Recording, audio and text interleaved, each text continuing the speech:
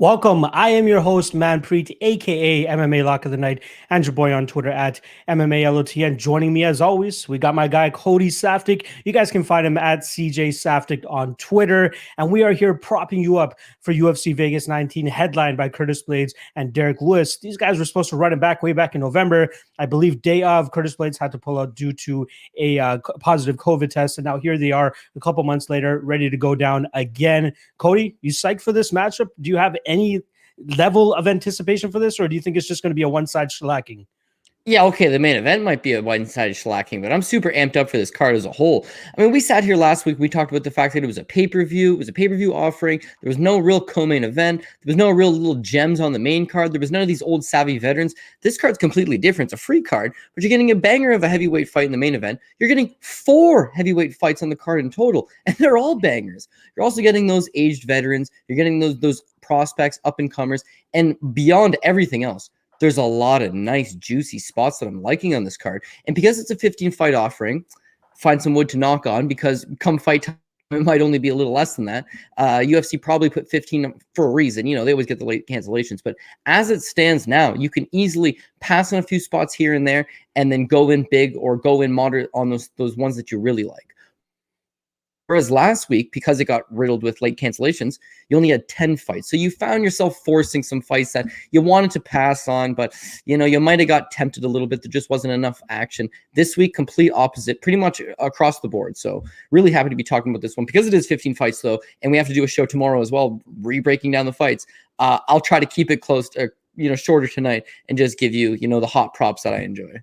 For sure. It's funny because the UFC is just clearly adjusting to this COVID time, right? You got 15 fights scheduled and they're expecting a couple to fall out, but then there's going to be moments like this. I'm knocking on wood myself, but if no fights fall off, we got 15 freaking fights to go through, right? It's going to be a 4:30 p.m. Eastern prelim start time, 8 p.m. Eastern main card start time. But hopefully come fight day, we actually get all 15, because most of them, I'd say at least 90% of the fights are very intriguing fights and should be very, very fun. So before we kick things off again, I just want to remind you guys to hit subscribe below, hit like as well too. And if you guys want to stay active in the chat and pose any questions to us while we are going over a specific matchup, please let us know. I'd be more than happy to bring it up and address it live on the show with me and Cody, and we can go over that for you guys. All right. Let's get right into it. We got a heavyweight fight starting off the card here. We got Sergey Spivak versus Jared Vanderaa, another fight that was supposed to happen a couple months ago. I believe it was the Jared Vanderaa side that ended up testing positive for COVID. Now they're back fighting now. In terms of the way that I'm looking at it, I feel like Spivak is a little bit too big of a favorite here. However, he should still go out there and pretty much, put his work together against Jared Vanderaa. Go out there, outbox, and maybe out-grapple him as well too. Vanderaa seems a little bit slow, very questionable competition as of late, outside of the savvy veteran Tony Lopez, who seems to be fighting everybody nowadays. But good win for him over there. But I still like Spivak here. I think he takes a slow and a methodical approach here, and we'll see him probably take this fight via decision. So maybe plus 150 is a spot that I'm looking at for Spivak. We're seeing a little bit of a resurgence from him, especially after that loss to Walt Harris. A lot of people are just writing this guy off, especially in that Tai Tuivasa fight, right? And then he goes out there and just upsets pretty much everybody, pulls off a submission win, and everybody's slowly on the Spivak train now. Now he's minus 245. If you were to tell me 2 years ago there's going to be minus 245, I'd be like, you're talking shit. But he's slowly rounding out his game. Even moved his training camp to Las Vegas, I believe, training with guys like Francis Ngannou, Hani Marks, and stuff like that. So it's good looks for him. But I think this is a solid spot for him to go out there and kind of just have a quintessential Spivak performance. So the spot that I'm looking at is Spivak via decision, plus 150. Do you think he has any finishing upside here? Well, when he came over from Ukraine, that was his whole thing. They were bringing in guys for him to beat. They both actually got a win over Tony Lopez. The difference is Spivak submitted him in the first round. He also has a win over Travis Fulton, again with the first round submission, but they were bringing in guys to make him look good, and he was finishing that level of opposition. But since then, it's like I see growth from him. I see that he's getting better, but not necessarily the biggest finisher going. But yeah, he gets melted by Walt Harris. That fight only lasts 50 seconds. The very next fight against Tai Tuivasa, he's a big underdog, coming in to lose, 6 takedowns. He showed a much improved grappling game in that fight, I thought. And then you see him in his 2 subsequent fights. Marcin Tybura is a top 10 heavyweight. He got out grappled in that spot, but went the distance with the top 10 guy. And then the Carlos Felipe showed some improvements again, better cardio, Better ground game is what bailed him out at the end of the day, but you also saw improvements to his kickboxing game. So I think still only 27 years old, big 6'7" frame. I honestly do think Spivak's making improvements. I would pick him from this spot. The real spot that I do like beyond trying to chase a 245 money line is the over 1.5 rounds. Yes. So with Spivak, again, he got melted by Walt Harris in 50 seconds. Hey, that's going to happen. Walt Harris is either going to take you out really quickly or, he's going to tire at some point. But let's move that aside. You look at the next 3 fights, the Tai Tuivasa fight, the Marcin Tybura fight, and the Carlos Felipe fight, all grinding affairs, all slower, bit of a bog type of pace, and they're all hitting that over 1.5 for sure. The flip side of that with Jared Vanderaa, this guy's a hard hitter, but you look, all of his finishes, they're not first-round knockouts. He very rarely knocks out somebody in the first round. He wears on guys and ends up taking guys down at some point in the second or the third round, being too heavy, 265-pound guy. They call him the Mountain for a reason. He gets on top of you. You're tired. He ground and pound finishes you later in fights, but almost always over that 1.5. So bookie's not stupid. Bookie knows that it's probably going to hit the over 1.5 as well. So they present you with this minus 210 line. But that minus 210 line is 35 points better than betting the Spivak money line, and it's going to ensure you both ways. If Vanderaa actually does end up pulling off the upset and is able to take down Spivak in round 2, round 3, Spivak gets tired, this big heavy mountain of a man is on top of him, raining down ground and pound, I could see Jared Vanderaa springing the upset. That's what makes me hesitate on that money line. But that over 1.5, even if that scenario does play out, 1.5 still looks good. So the 210, it's not the sexiest thing out there, but it's improving the Spivak play, covering you both sides, I think. And I think that's where my money would be for sure. Yeah, the overs definitely came through on last event as well. The one that comes to mind the most is the Bilal Muhammad and Diego Lima fight, right? You got Bilal Muhammad at minus 500, but the over 2.5 at that minus 230-ish range. And we kind of got similar thing here, right? Sergey Spivak, a little bit too big of a favorite, but that over 1.5 seems like a spot where both guys, even if either guy wins here, is probably going to be over that 1.5 mark. All right, let's keep things moving along. We got Ayman Zahabi versus Draco Rodriguez, another fight that was scheduled for a couple of events ago, and now they're throwing down this weekend. We're pretty familiar with Ayman Zahabi, obviously being up here in the Canadian scene, not to mention the first ever fight that he had as a pro against our guy Kyle Vivian, who just was doing the job for all the hot prospects back in the day, Sergio Pettis involved. Ayman Zahabi going out there, putting together 7 straight victories to start off his UFC career, his pro MMA career, one of those being in the UFC. You got to believe he's getting the Faraz Zahabi rub to get into the UFC that quickly, especially with wins over guys like, again, Kyle Vivian 0-5. You got Scott Farhat 7-8, Jeremy DiCerio 2-1, right? And then he comes into the UFC, fights a guy in Reginaldo Vieira, and let's be honest, he probably got a little bit of a hometown rub there, right? That was a very close fight. It could have gone either way. Luckily for him, he gets his hand raised. That's his only win in the UFC thus far. And then he's gone on a 2-fight losing streak now. One, can't really not getting knocked out by Ricardo Ramos. And then the Vince Morales fight was a very, it was a very bad fight. Let's just be honest. It just wasn't the best performance that we've seen from Ayman in the past. I'm still trying to wrap my head around like what exactly he's 100% really good at. Like he has decent stand-up. You see him on the quintet scene up here in Ontario every now and then to try to really round out his jiu-jitsu game as well too. Whereas Draco Rodriguez, this guy, like, he seems to have a little bit of it all. Yeah, I mean, he has a good jiu-jitsu game. He has a couple chokes, not to mention the one that he got on the Contender Series over Mana Martinez, 2.5 minutes into that first round via triangle choke. I believe is a King of the Cage veteran as well too. It's been a while since I've been hearing about Draco, so it's good that he's finally gotten his way into the UFC. I kind of lean the Draco side here, given the fact that Ayman's been off for as long as he has. This is a good way for Draco to really get into the UFC against a guy who seemingly it's almost going to seem like he's making his UFC debut, right? This is his first time fighting in the COVID era. This is his first time fighting in a long ass time. You got to believe that Draco Rodriguez has already competed in this venue and recently. So I think his jitters are going to be out of the way. So I do lean him here in terms of how he wins. Again, I kind of go submission or even decision here. Submission for Rodriguez would be plus 440 and decision would be plus 165. That's kind of the side that I'm leaning more so on the decision. What about you? Yeah, I ended up coming up with the same thing. If this is a 15-fight card and it stays intact, this is one of the fights that you could pass on, being that I do have Draco Rodriguez, but he is young. He is still green. He is there to make some mistakes. And with Ayman Zahabi is just an anomaly. I mean, when he was fighting on the Canadian regional scene, mind you, always fighting cans, but at least the word is this guy's a potential future world champion. At least the word was this guy's routinely sparring guys like Miguel Torres and, Nick Denis and Yves Jambouin in the gym and giving an excellent account of himself. You talk to those guys, they're getting whooped by him, right? It's like, okay, this guy's a legitimate talent. He's going to go out there and he's going to do something. But there was always something weird about it. Like, he's the head coach's younger brother. Yeah. Fair. The head coach in Zahabi didn't compete professionally, but that's not a big deal. That doesn't mean anything, right?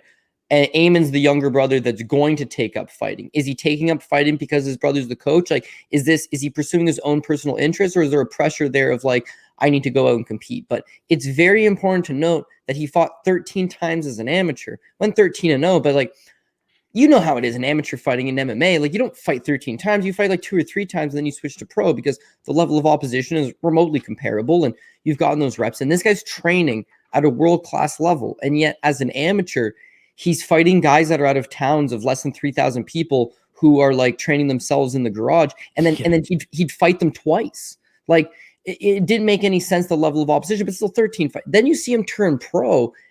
And my friend is a step backwards. Like, he's fighting even a lower level of competition. He's not showing really, he smokes these guys out. He looks really good. But in my mind, it was always, Faraz has got a great eye, right? He's trained, helped train George St. Pierre. He helped train multiple guys that have gone on to have tremendous amounts of success. He's in one of the world's premier destination gyms. Like, he has the eye. And yet, he wasn't saying like, oh, my brother will fight a UFC veteran. Yeah, he's beaten up a bunch of them in the gym. Like, he'll fight an ex guy on his way out. He'll fight a guy with 20 pro fights. It was like, let's fight the Kyle Vivians of the world 2-3 times over. Like, didn't really want to pressure. So when he made his UFC debut, he was already like 28 years old.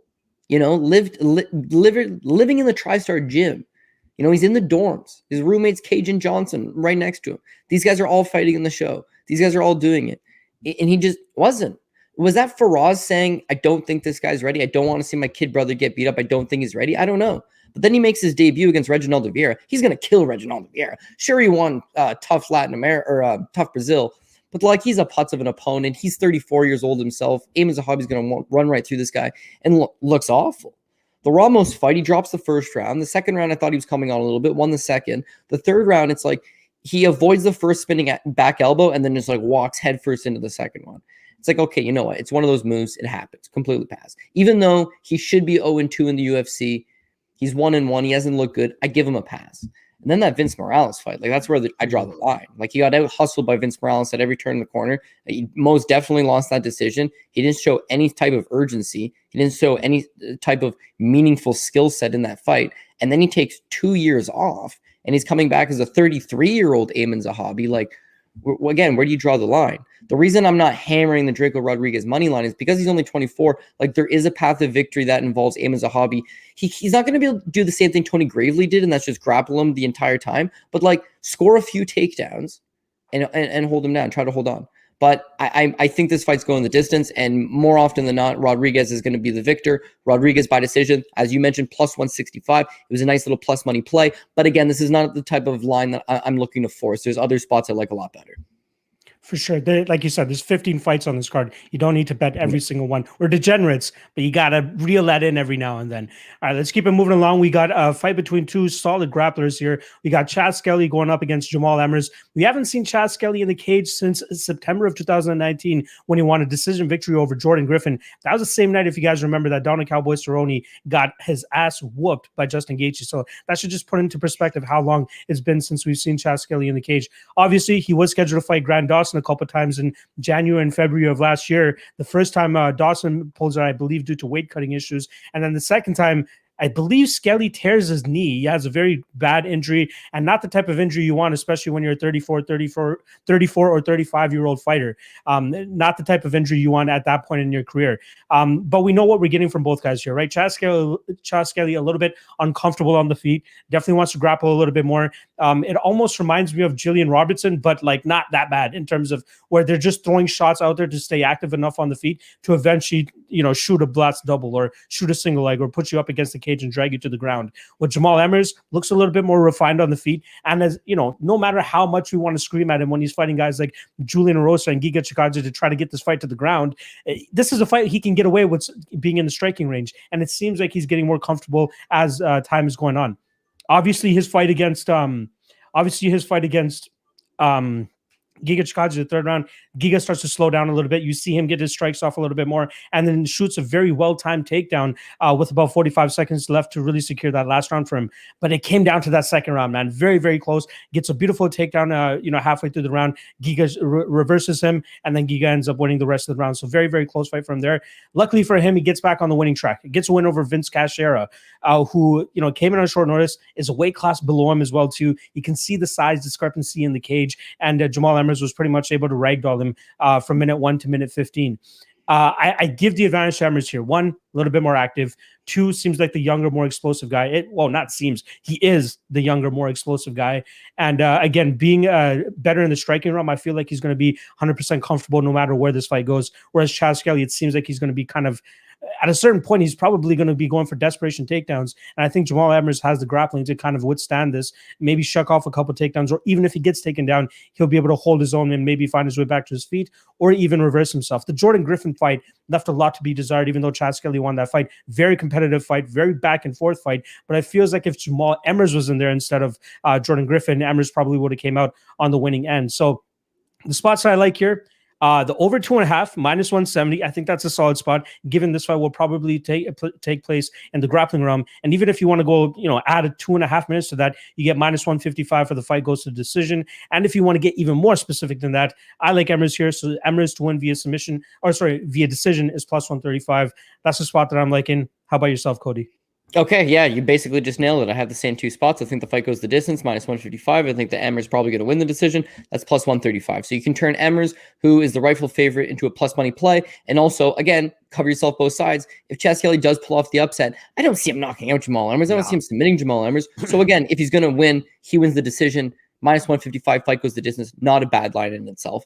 A prime version of Chaz Skelly, firing on all cylinders, in good shape, full training camp, no injuries, could definitely win this fight. Could give Jamal Emmers all types of problems.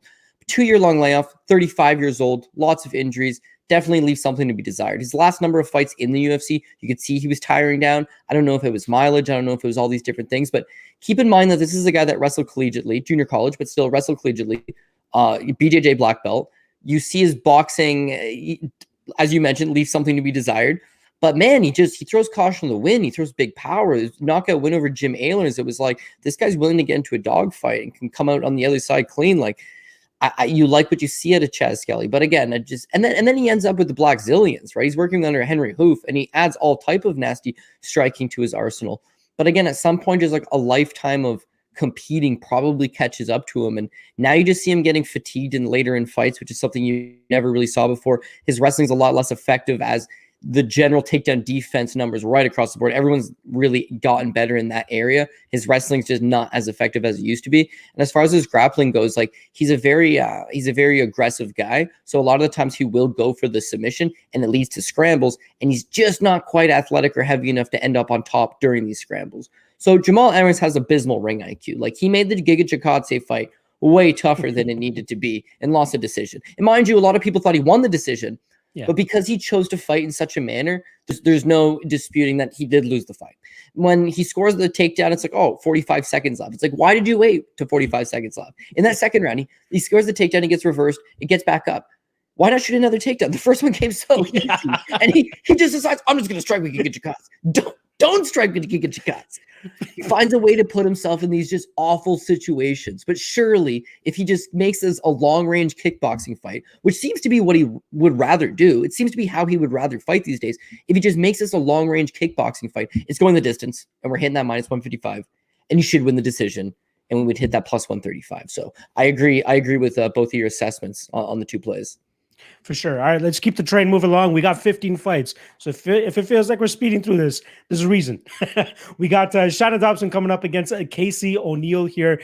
Shanna Dobson, obviously super famous now, or at least famous in the MMA world, for springing up a plus 900 upset last time around when she took out Maria Agapova in the second round. And probably the worst. You want to talk about bad fight IQ. Maria Agapova going into that fight, trying to take off Shanna Dobson's head in that first round, completely gassing herself out. And then anybody who had a minus 1350 ticket on Maria Agapova is absolutely sweating their balls off once that second round starts, and you see how labored she is going into that fight. And then Shanna Dobson gets the win there, starts yelling out underdog, and just soaking in the moment. So great moment for her, but that does not erase the 3-fight losing streak she was on before that. Losing a decision to Lauren Mueller, losing a decision to Sabina Mazo, not just losing a decision to Sabina Mazo, but losing via grappling to a striker.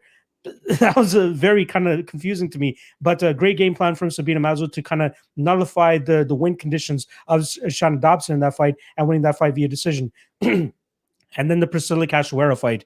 Oh, what a nasty uppercut landing perfectly on the chin on Shanna Dobson. Shanna Dobson crumbles, and she loses that fight as a -185 favorite, and then she wins her last fight. Obviously, if she lost to Agapova, she probably has her walking papers, right? She's probably not in the UFC anymore. But now here she is. She's getting another crack at another young up-and-comer who, she's only 5-0, Casey O'Neill, but there seems to be a little bit of a hype around her. And I just mean that because she was on that UAE Warriors show, who just seem to be running shows every month, it seems, at this point. But that was a show where, she showed great, grappling. She has a purple belt in jiu-jitsu, pretty much took her opponent down at will and just rode that back, tried getting that TKO, questionable stoppage in terms of it probably could have been stopped a little bit earlier, considering her opponent had nothing to give in return. But this girl is just so young still, right? We're talking about a 23-year-old born in Scotland, moved down to I believe New Zealand or Australia, and now most recently has been spending time over there at Tiger Muay Thai.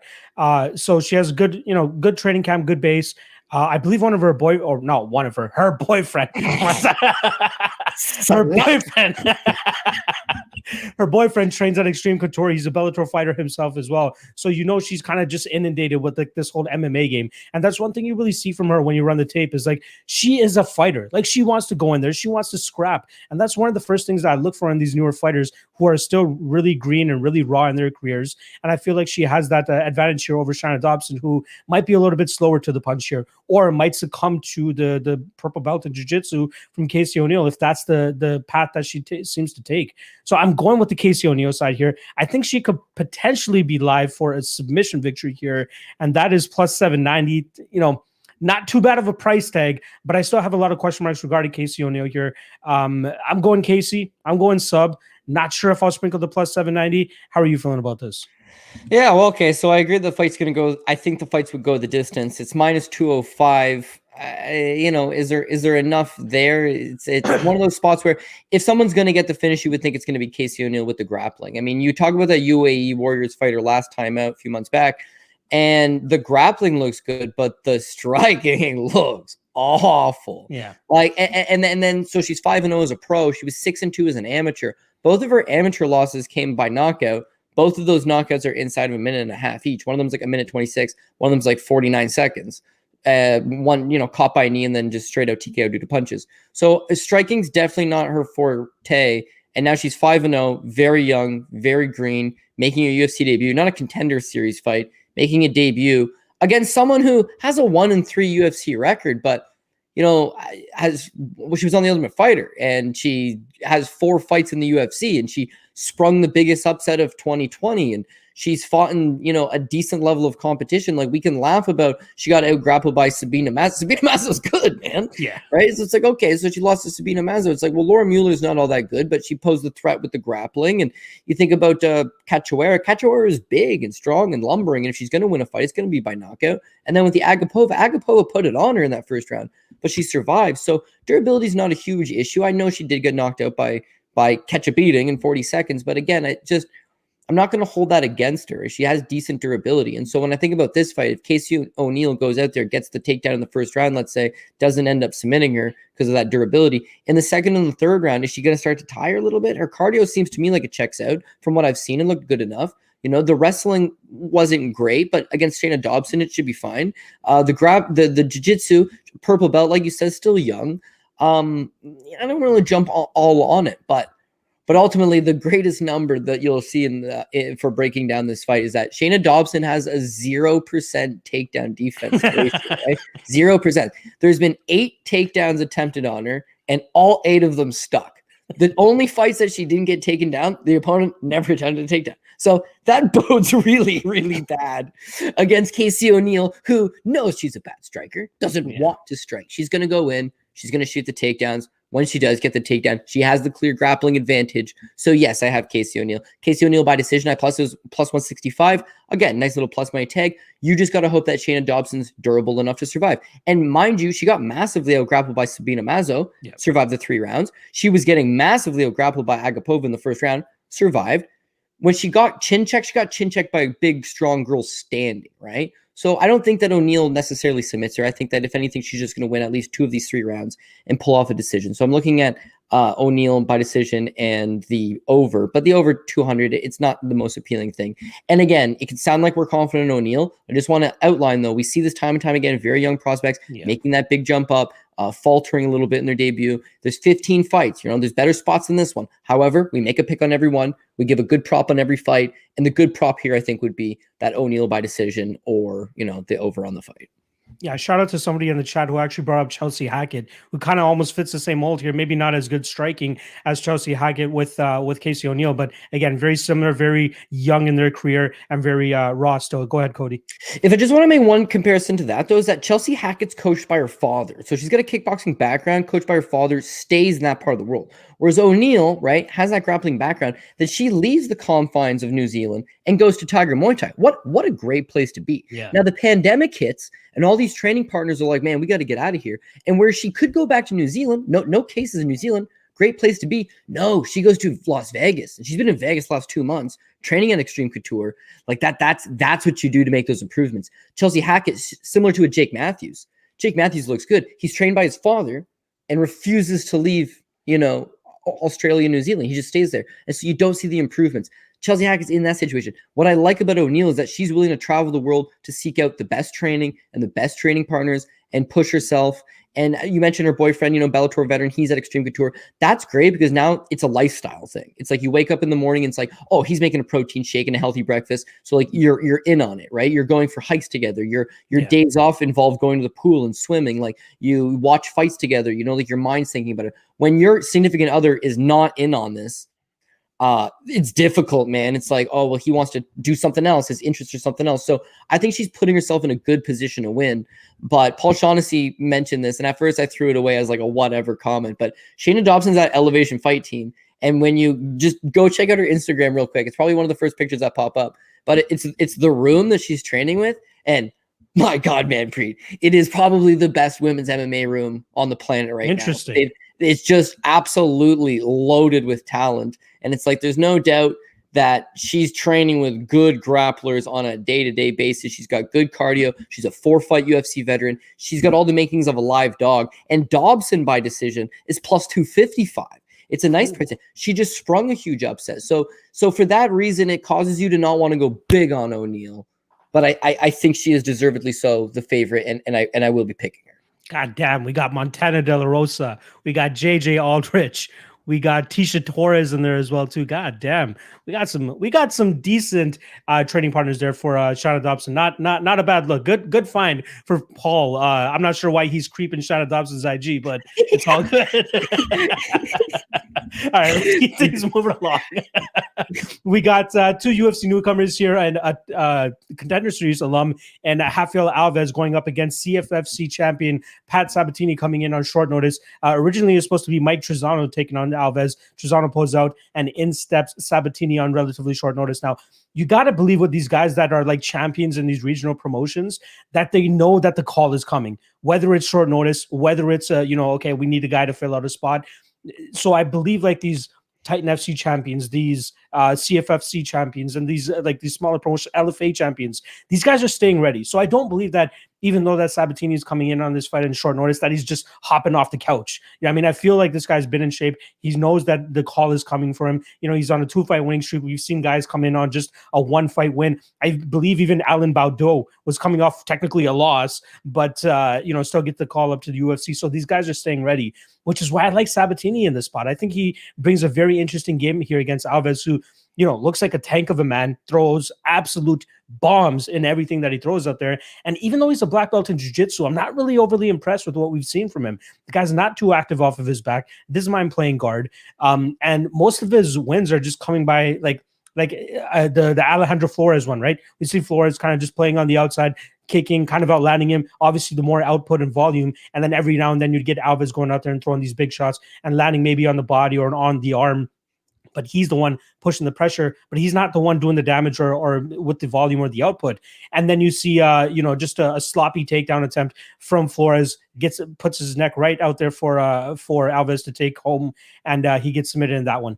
It seems like in most of his fights, he's slow, like he's starting to slow down the longer this fight goes. Now, if Sabatini is able to survive that first round, I feel like he's very live to, wear on Alves and use that jiu-jitsu black belt of his. I feel like maybe credential-wise, he may not be as good as Alves, but I feel like what you see in the cage, he's a lot better in terms of the jiu-jitsu realm than what we've been seeing from Rafael Alves. So my main concern in terms of backing Sabatini here is if he's able to get out of the first round, that's the red zone. That's caution. All hands on deck. Make sure you don't get knocked out. Make sure you don't get caught in anything. And rounds 2 and 3, he could start working his game. He could start possibly taking this guy down, start wearing him up against the cage, start sucking that gas tank out of him, and then possibly pull off a victory in that third round. So I love my third round props, and I feel like this is a live spot for a potential third round prop. So I'm going to be going with Sabatini here. I think he weathers that early storm, survives up into that third round, really starts to take over after that round and a half mark, and then really starts to put him away in round 3. He really wants to make a statement, obviously, in his UFC debut here. So I think that's going to be very important to him. So him to win in round 3, first and foremost, plus 1,700. Which way he does it, I'm not 100% sure, but I'd rather just call the prop here, which is going to be plus 1,700. I could see him tapping him. I could see him getting him to the ground and maybe just ground and pounding him, whereas Alves is just not able to get out of the position just because he's too gassed at that point in time. But this is just very important that he gets out of that first round. Am I off here? How are you feeling about this one? Yeah, I don't think you're off. I think, again, this is probably one of the closer fights on the card. It's short notice on both sides, really. Rafael Alves was supposed to take on Mike Trizano, but again, it was kind of a short addition to the card to begin with, and then he takes on a short notice replacement in Pat Sabatini, who fought 2 months ago. So one's got to imagine he's not out of shape. He's probably ready to go. And when you're the CFFC champion, it's like being an LFA champion. It's almost like you win the title and that's your contract to the UFC. Or if you don't win it right away, you defend the title once or twice, you get your contract to the UFC. It's a direct feeder league for the organization. So yeah, it was just a matter of time for Sabatini, and he gets in. Alves is with Titan FC. Titan FC, a feeder organization, it's not a direct feeder to the UFC, so he has to go through the Contender Series. But the two things you'll notice is when you look at Pat Sabatini, he's fought in a lot lower level of competition, right? So he shows his wins over Jesse Stim his last time, a 10-3 opponent. Jordan Trelawney, 7-5. The loss of James Gonzalez, he had hurt himself, but it's a 5-3 opponent. He's short on notable wins. His biggest wins would be Damon Blackshear, another Contender Series veteran, and John DeJesus is a Bellator veteran. But outside of those two fights, it's like, and those are just middling regional scene guys. So Pat Sabatini's 30 years old. He's the CFFC featherweight champion, and now he's making his UFC debut. This is no doubt going to be a big step up. Not a big step up because it's like, oh, now he's getting his UFC debut in the bright lights. Big step up is in like, now he's taking on the best opponent he's ever fought under these pretenses. Plus, he's coming in on short notice. So with Rafael Alves, he's 30 years old as well, but 19-9 is a pro record. Like, the dude has got 28 pro fights under his belt. He's got lots of experience. He's on a 5-fight winning streak. He appears to be getting better. But what I really came at is when I watched him with Titan FC, you made a good point. It's like, oh, man, sometimes he lies a little bit too much on his back. Sometimes he's not doing a little bit. So it's really important to note that all those fights in Titan FC are at 155 pounds, right? Where he was the Titan FC lightweight champion, as opposed to Sabatini's featherweight champion for CFFC. And then the first time he had cut to 145 in years is that Contender Series fight where he looked big and he looked strong, and now he's got a full camp. He's making featherweight for the second time out against short notice Sabatini. If he's the bigger, stronger guy, he's also. I'm pretty sure they're both BJJ black belts, but let's say it nullifies itself. Sabatini's got the better work rate. He's got a little bit better output, but we got Alves as just the bigger power guy, and I think it'll be a close decision. And if it was to be, I think it does go the distance. That in itself, hitting the over on this fight is decent because Sabatini shows a lot of finishes. I mean, a lot of finishes. And Alves shows a lot of finishes. But both of them show a lot of finishes over lower level competition. Them matching up with each other, it's champion versus champion. You got the CFFC champ versus the Titan champ. Both these guys are credible. They're both 30 years old. Like, they're not. It's not when we're not talking about one of these 24-year-old prospects again, these 20-year-old prospects. They're both 30 years old. One guy's got 13 pro fights. One guy's 28 pro fights. I could very much see this going the distance, but because they show so many finishes, you're going to get a good price on it. And I know you went Sabatini. So if I was going Alves, and I think this is a passable fight, but my pick is going to be Alves, that Alves by decision was plus 240. So I was like, oh man, if he is the bigger guy as I expect him to be, and he can end up on top and now grapple Sabatini a little bit, use that weight to his advantage, beat the short nose replacement, usually has great cardio, but maybe it's not quite as good. And CFFC doesn't do 5-round championship fights, right? So even though he's the champion there, he hasn't been stretched into deeper water. So if he just slows down a little bit because of the short notice nature of the fight, and Alves can win 2 of these 3 rounds and catch it with a decision prop, it looked juicy enough for me. But again, this is a fight that you could pass on, and I would not fault you about it. Very close and very, very tough to break down because both guys got a path to victory. One thing I do want to note about Rafael Alves' weight, the guy says he cuts down from 195 pounds, which is absolutely ridiculous. We're talking about a guy that needs to lose 50 pounds to make the featherweight limit. I think he said he wants to go up to 155 permanently after this fight. But yeah, that's not the type of weight that you want to be cutting leading up to a fight. All right, let's keep things moving along here. We got Julian Erosa versus Nate Landwehr in a fight that should be absolute fire. Now, I feel like this fight has a little bit of a trap line attached to it. And that trap line is that under 2.5. And I think a lot of people are going to be falling for that one. I feel like if this was me a year ago, I'd probably be all over that under 2.5. But I feel like this is a fight where both guys are just going to be slugging it out, but nobody really catches that one punch that puts the other guy out. Now, obviously, the durability issues here are going to be on the Julian Erosa side, who we've seen knocked out a couple times, most notably Julio Arce, and obviously Devontae Smith, whereas Nate Landwehr has just been in absolute wars, and the only time he's really been put out in recent memory was his UFC debut against Herbert Burns, where he just got clocked with a brutal knee, probably the cleanest knee that you'll ever get in that type of sequence. Now, both these guys love to strike. I'd be kind of surprised if we see either of them go for a takedown. But if anyone was to, I feel like it would be on the Julian Erosa side, maybe wanted to slow the fight down a little bit, considering that Nate Landwehr just thrives in the fire. That's pretty much where he lives and where he was born, right? It's so weird with Julian Erosa being 6'1", having the reach and height advantage that he always does over his opponents. He just never uses it to its full abilities, right? The guy just, he hunches over. His hands are always super low. He's very hittable. But the one thing I do like about his game, he's very versatile with his strikes.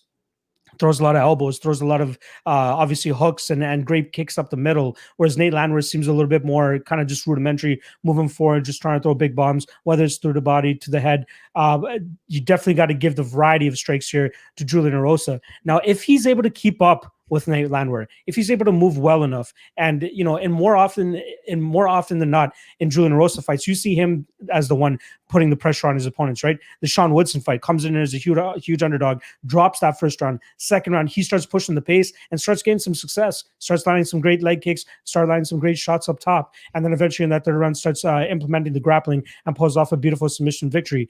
Is he going to be able to submit a guy like Nate Landwehr? I'm not 100% sure. The only time we've really seen Landwehr in trouble as of late with submissions was that Herbert Burns fight, where he just gutted out that dart stroke attempt for Herbert and pretty much just stood up and got out of it and quickly got knocked out right after that.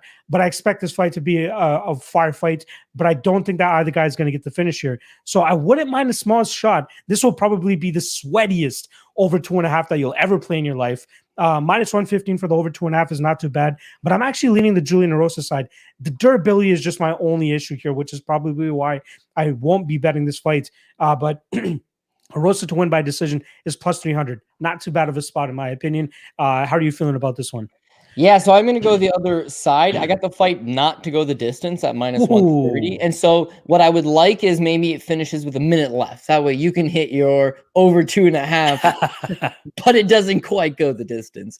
I think that the way Nate Landwehr fights, you've got to be very durable to stand up to him. And on the flip side to that, if Julian Erosa's chin does check out, he's dangerous himself, man. He throws a nasty head kick. Nate Landwehr fights with his hands right. Both of the guys fight with their hands right by their hips. Both guys are extremely hittable, and both guys do show a lot of finishes on their records. So I just don't necessarily see this thing going the distance. I think Nate is going to do everything in his power to put pressure on and break Julian Erosa. And Julian, flip side of that, if he can withstand that, then similar to the Sean Woodson fight, he just started breaking him down. The leg kicks started affecting him. All of a sudden in the third round, Woodson's tired. Erosa's nailing him, and then he's eventually able to submit him. He does have the submission game. He does have knockouts. I call him a poor man's Dominic Cruz, but he's got good movement, man. He likes to like dip in and out. He likes to set up the head kick. He loves that check left hook. He's got a lot of weapons that could be effective by Nate Landwehr. But one thing that won't be an advantage is that they're fighting in the apex and it's a smaller cage. And Rosa likes to move, and Nate Landwehr likes to plod and chase a lot of the times.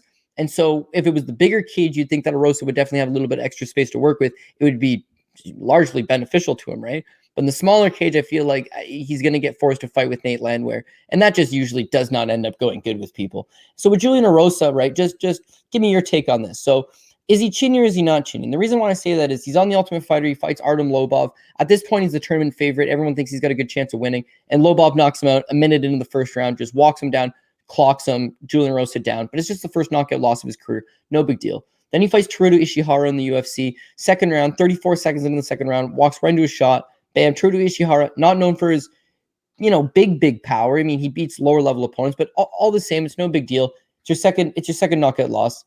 And then he fights this Bobby McIntyre on the regional scene. Bobby McIntyre is 5-4. He's not supposed to do anything, and yet he springs the upset. He goes out there, he catches Julian Erosa, he knocks him out in the first round. 3 minutes and 17 seconds the first round. So now Julian Erosa has been knocked out 3 times in the very first round. Of his 4 pro losses, 3 of them are by first round knockout. Not a great look. He comes back to the UFC. He takes that fight with Devontae Smith, and he gets knocked out 46 seconds. So now we got a guy who's been knocked out 4 times as a professional, 4 times in the very first round, right? Goes the distance with Grant Dawson, who's a grappler, right? Not known for his power or his striking at this point, very young, going to get better, but predominantly a grappler. So he survives that one. And then Julio Arce, I'll give him one thing. He made it 3 rounds with Julio Arce, but no doubt the result is the same. He does get caught by the head kick in the third round and does get knocked out. Not a first round knockout, but it does spell the 5th time he's been knocked out in his career. This one was in the third, the other 4 being in the first round. Again, released by the promotion, goes on. He's great at winning fights in the regional scene. And then he draws Sean Dodson. Now, he's had no success in the UFC. This is his 3rd stint. He's brought in as a short notice guy. He's a colossal underdog to Sean Woodson, and he wins the fight, and his chin checks out. And so now we're putting aside all the knockout losses with this belief that, dude, Sean Woodson landed some big shots on him, and he took those. His chin's not as bad as we think. But when you look at Sean Woodson, almost always winning by decision. Like, he shows his finishes over a 3-4 opponent and a 4-1 opponent. And then he has the win over Terrence McKinley on the Ultimate Fighter with a flying knee. That was a highlight reel knee, but it doesn't erase the fact that prior to that, he fought Rashard Lovelace to a decision twice. He fought 3-4 Seth Baszler to a decision. His fight with Kyle Bochniak, he hit Kyle Bochniak 160 times. Now, it's Kyle Bochniak. He's got a great chin. Maybe that's why he went down. But Woodson's got a long, weird, lanky, tricky frame that it generates a lot of volume. He's very accurate. He's very sneaky. He's so tall for the division that he always loves to set up that knee up the middle. But he doesn't have a ton of power. So Erosa was able to take his shots. That's fine. But if he was to take on an actual power puncher, I got a feeling it would be just like we've seen every other time in Erosa's career. It was like that guy catches him. That guy puts him down. And with Nate Landwehr, he's a slow starter. Like, you watch him in Russia when he's the M1 global champion. He's always starting off very slow, but the guy is a train. That's why they call him Nate the Train. Like, he just keeps going, and he just starts picking up steam and picking up momentum. The Herbert Burns fight, dude, he's ass deep in an anaconda choke the first 2.5 minutes of the round. And it's like, oh, he's going to sleep. And the whole time he's just like, gets out of it, and he's so eager. He's so pumped up. He just dives straight headfirst into a knee up the middle, just being reckless. It's like, oh, goddamn. Then the Elkins fight, it's like he hit Elkins with 127 significant strikes. He lit Elkins up. A lot of those are big power punches, clean on the chin. But hey, dude, they call him Darren the Damage Elkins for a reason. Not because of the damage he puts on opponents, but because of the damage the man sustains in the ring himself, right? Yeah. The guy is just an absolute gluten for punishment, has a good chin, has good durability. He withstands an absolute barrage of punishment from Nate Landwehr. But I don't think Julian Erosa takes that same amount of damage. So Nate's fired up. Nate's always eager. Nate wants at it. Smaller kids should benefit him. I think he's able to walk him down. If I got the fight not to go the distance at -130, I am going to pick Nate Landwehr. The Nate Landwehr by TKO. If we want to pursue this theory that Julian Erosa might be a chinny guy, get knocked out 4 times in the first round, 5 times as a professional, been rocked a lot of these fights. If you want to pursue that theory, Nate Landwehr, a guy that's got a lot of decent knockout wins on his record in Russia against top-level Russian competition, is plus 345 by knockout. And so I like that play because he had Elkins in a lot of trouble, and Elkins is a cast iron durable guy. You put Erosa in those same spots, in those same punishing situations, I think he's more likely to fold up. That gives Landwehr the win. That gives Landwehr an inside the distance win. That gives him an inside the distance win by TKO. Hit 3 tickets. I would be very happy.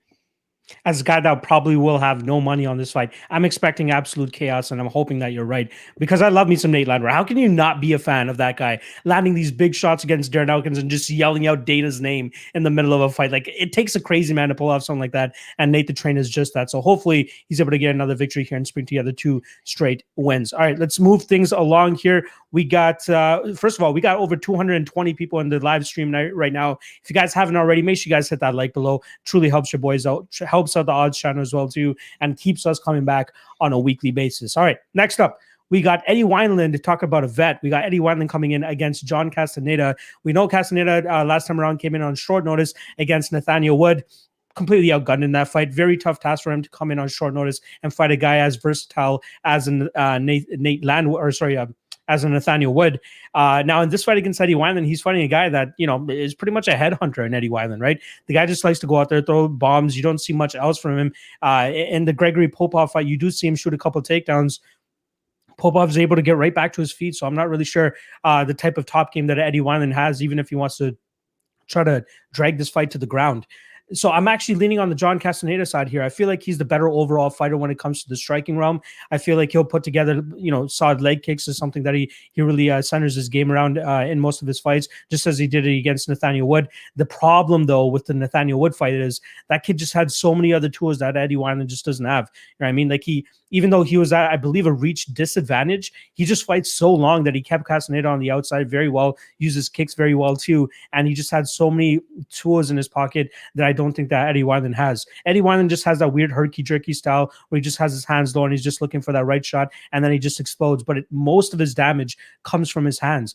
But I think most of his wins are very, very much focused on him getting the knockout. Now, if he doesn't get the knockout, he's probably going to get outpointed by his opponents. And John Castaneda strikes me as a guy that should be able to outvolume him here, stay away from the big shots, and cruise on to win a decision victory. You know, I want to give a quick shout out to my guy, AJ MMA Betting, who recently put out an article where he talks about people kind of overvaluing the standing knockout, and that kind of like hinders our ability to predict some fights. So if you're putting a lot more emphasis on Eddie Wineland to get the knockout here, and he doesn't get the knockout, does he still win this fight? That's the question here, and I don't think he does. I don't think he'll be able to put together a striking game or even a full mixed martial arts game like John Castaneda. Even though this is the second fight that we see Castaneda inside the UFC, it's going to be his 23rd pro MMA fight. It's not like he's this young spry chicken that is just, green like a Casey O'Neill coming in at 5-0. This guy's been around. You know what I mean? He's fought on Combate a couple times. He's been around the scene, had a couple, other big name opponents that he has on his record as well. But I think this Eddie Wineland fight is a perfectly timed fight for him, especially age-wise. I think there's like a 10-year difference in age here as well with Eddie Wineland and his 36-year-old, 37-year-old at this point.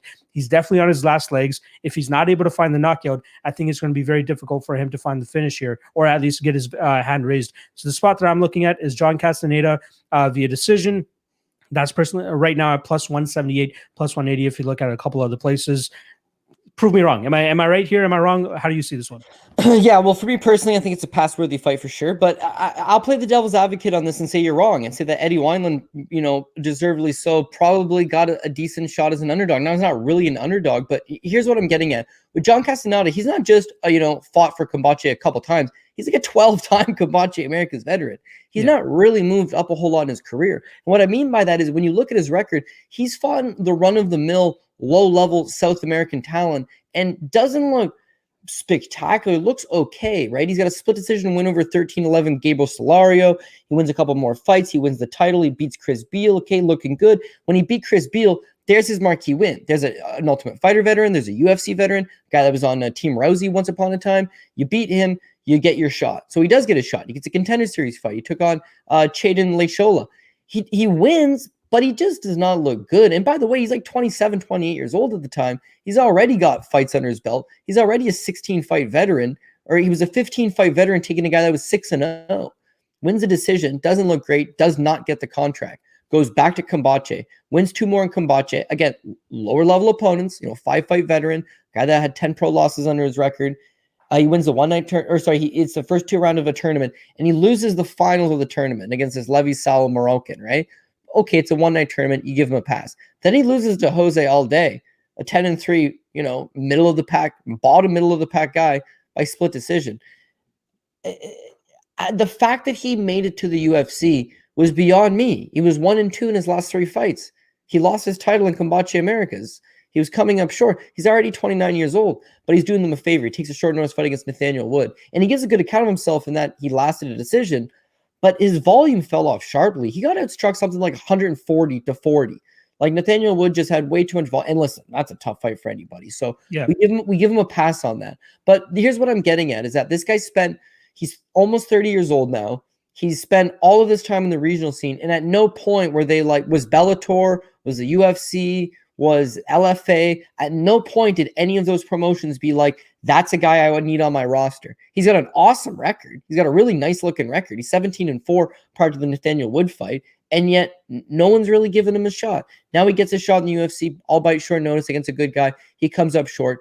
It's no problem. So you go back and you watch all of his fights, right? And this guy likes to get the fight to the ground. He shows a lot of decisions on the basis of his grappling, and all of his wins that are inside the distance, it's always ground and pound TKO finishes. Gets the guy to the ground and pounds them out. And so with Eddie Wineland, he's got this stupid thing where he keeps both of his hands at his hips and like long stances, but it's very hard to get the guy down because his hands are always in the right place to sprawl shots. You look at the Frankie Saenz fight. He makes Saenz work the whole time. Saenz does manage to take him down once, and Uriah Faber managed to take him down twice. And those are the only 2 guys that have taken him down in over a decade, right? 20-fight span against good guys. His takedown defense has never been a problem. What his problem is that his reflexes are slowing down, and where he used to get away with just moving his head, waiting for the counterpunch, moving his head. Now he's 39 years old. Now his reflexes are shot. Now a young, hot prospect like Sean O'Malley, who's faster than him, who has better striking, who's a rangier guy, is going to intercept him and knock him out. He's going to lose those types of fights. If he fought Nathaniel Wood, he would lose that type of fight.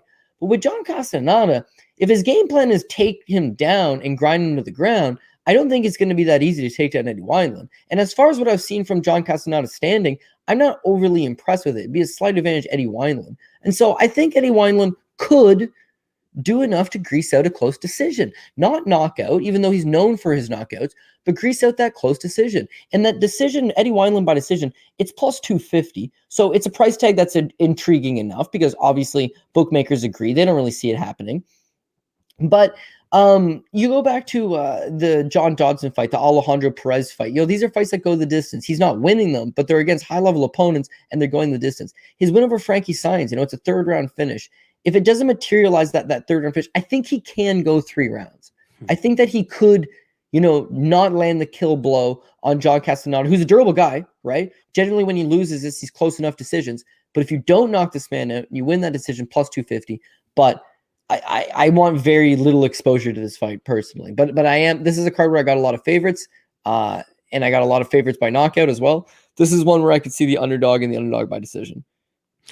A prime example of another fight that you can easily pass because we got 14 other fights that we have to go through, and not to mention we've only reached the halfway point of this card. So let's get right into the next fight. We got Jakar Klose going up against Luis Pena, minus 170 for Jakar Klose, plus 140-ish or plus 150-ish for Luis Pena. And talk about a guy that fights pretty much to a T with his last name, right? Jakar Klose, all of his fights are close as hell. Like, he just fights to the level of his competition, has a decent striking game. You really likes that leg kick and the calf kick.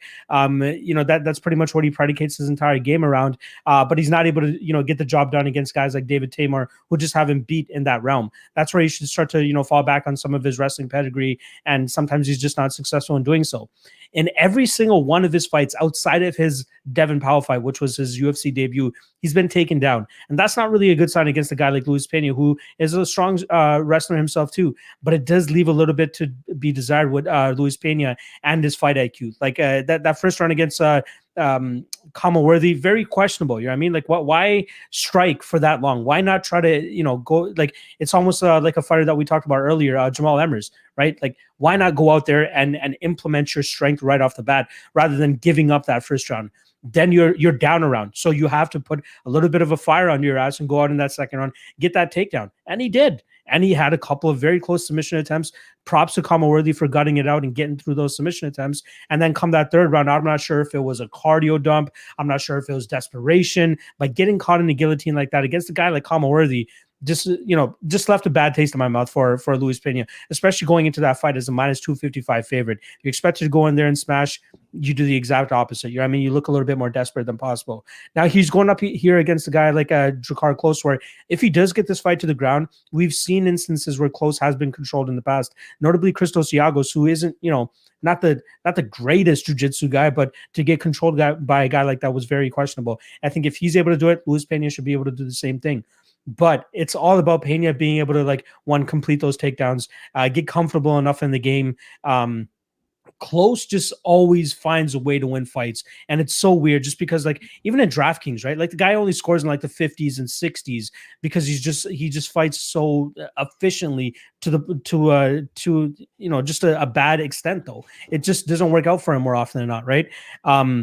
I still like him to win this fight, though. Like, I like Luis Pena. I like the potential that we put on this guy. Like, coming off the Ultimate Fighter, a lot of people are like, okay, this guy's the next big thing. Then he loses a couple fights, right? Like, he loses to Trezano, he loses to Matt Frevola, loses to Kama Worthy, and now that zest on Luis Pena's name is just kind of gone. And some people might seek the plus money on him, and I don't bang on him for that. But Drakkar Klose is just a round winner, right? Like, the guy goes out there and he does just enough to win fights, and I feel like he should be able to do the same thing here against Luis Pena. And I hope I'm wrong, because I'm a big Violent Bob Ross fan, right?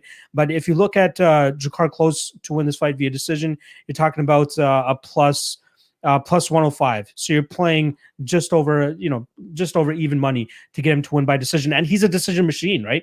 Do you see him going out there and being Luis Pena by finish? I just don't see it. I think Pena is quite durable outside of that time that he got guillotined by Kama Worthy in his last fight. I don't think we'll see that from Drakkar Klose. So I'll go with Klose. I think he kind of keeps this fight on the feet, outstrikes him, and just takes home a decision victory. Plus 105. I need a little bit more than that to kind of part ways with my money for a guy like Drakkar Klose, especially with a guy like Luis Pena, who I kind of like. But yeah, I'll go with Klose via decision. How do you see this one? Yeah, okay, so first and foremost, the play on this fight is the fight goes the distance, right? Minus 205. It's only minus 205, right? And it covers you both sides. Drakkar Klose, you said yourself, decision machine. This guy, even back in the regional scene when he was fighting lesser competition, this guy routinely wins decisions. You look at outside of Beneil Dariush knocking him out, his last number of fights in the UFC, good guys, low-level guys, doesn't seem to matter. He goes to decision routinely in these fights. Luis Pena, this is unbelievable, right? He took almost 3 rounds, right? Because he got him in the third round, but almost 3 rounds to take out Matt Wyman. An absolute shell of Matt Wyman. He was thrashing him the entire time. Yeah. Still took him over 10 minutes. Took him 11 and a half minutes to take out Matt Wyman. But you look at the Steve Garcia fight. He spent 13 minutes on his back, and nothing came of it. You look at the Kama Worthy fight. He spent most of the second round on his back. Nothing came of it. He's got a problem where I don't think he's big on finishes. He does no knockout power. Standing. You see improvements to his striking game. You see improvements to his jab. You see those small improvements, but he's not a striker by any stretch. He's very uncomfortable in that realm. That's why I thought it was a weird fight with Kama Worthy. In the first round, he didn't want to wrestle. He just trying to strike with a guy who's notoriously got big power, fast hands, strong guy. It was a bad game plan that first round. The second round, he goes and he shoots a takedown, and he gets it. And he controls the round, and it's this is where we got to be. And then in the third round, you now realize striking lost me the first round, grappling won me the second round. And then the third round, he doesn't shoot any takedowns. Yeah. By the time he does, he's completely cooked. He's completely gassed. He's really tired. He puts himself into a bad spot. He gets caught in the guillotine choke. That's a bad performance for him. It's a bad performance considering he was at AKA, and he left AKA, go to ATT. And it was not a good performance. So, you're training with the best guys in the world, but routinely he's a letdown. I mean, he's lost those 3 fights you mentioned, but here's something that you got to really keep in mind with Luis Pena. Him versus his UFC debut is him versus Richie Smolin. He's a 370 favorite over Richie Smolin, almost 4-1, right? Him versus Trezano, who won the Ultimate Fighter, right? He's a minus 180 favorite over the guy that won the fucking tournament. Him versus Peterson, Steve Peterson, he's a minus 240 favorite. Him versus Matt Wyman, he's minus 380. Him versus Frivola, and he loses, he's a minus 150. Him versus Steve Garcia, he's a minus 265. He lost to Common Worthy last time out, again, a minus 265. So it's like the guy's had 7 fights in the UFC and has been a considerable favorite in all 7 of those UFC fights. And now it's just like, I want nothing to do with them. They're giving you a nice little plus money price tag, right? So why I like the fight to go the distance more than I like Klose outright is initially I got Drakkar Klose. He's got the better body of competition. His leg kicks are going to work really well here because you've got a guy in Violent Bob Ross, Luis Pena, who's tall. He's 6'3". He's got those long, skinny legs on him, and he's got a bit of a wide stance. And you see Drakkar Klose, low calf kick, as a staple of the MMA lab. He loves working it routinely. The other thing is that Violent Bob Ross is a southpaw. So whereas a lot of people will be like, oh, it changes the kick. It's like, it doesn't matter. It's going to play out better for him. He's just going to chop it from, right way coming forward. He doesn't need to hit the outside. He hit the inside of the calf. Like, it should be a weapon that's presented for him the entire time. But 1, he's low output. I don't love that. 2, he's coming off the first knockout loss of his career, I'm pretty sure, right? So, that's got to give you at least a little bit of pause for concern. Not that you think he's going to get knocked out here, but just like, where's the mentality at? Where's the confidence at? But the last thing is, you mentioned about the takedowns, about how Drakkar Klose had given a lot of takedowns. Beyond the takedown is that he makes a lot of mistakes in transition during the scramble. And one of those things is he gives his back up a lot. And so with Luis Pena, if there's one thing that he actually does do quite well, is he does have a good back take because his legs are so long. He just body triangles you and backpacks you. And now that you got a guy and you train jiu-jitsu, once a guy's got a body triangle on your back, like, he's not going anywhere unless he lets go of it to pursue a submission. If he just wants to backpack you and hold you, the time just ticks away. And Luis Pena's had his most success doing just that. And so if Pena wants an exciting fight and wants to work on his newfound striking and wants to try a little bit of grappling out, close by decision, plus 105, I like it. But if Luis Pena just wants to get the victory, secure the victory, he's a live underdog. With just make this a boring fight and just look to grapple and in transition, lock something up against the cage. Smaller cage to work with. He needs to force his hand. But his ring IQ is so low, I can't get behind and make him a solid dog play. So instead, again, this is another, I'm going to try to cover myself both sides.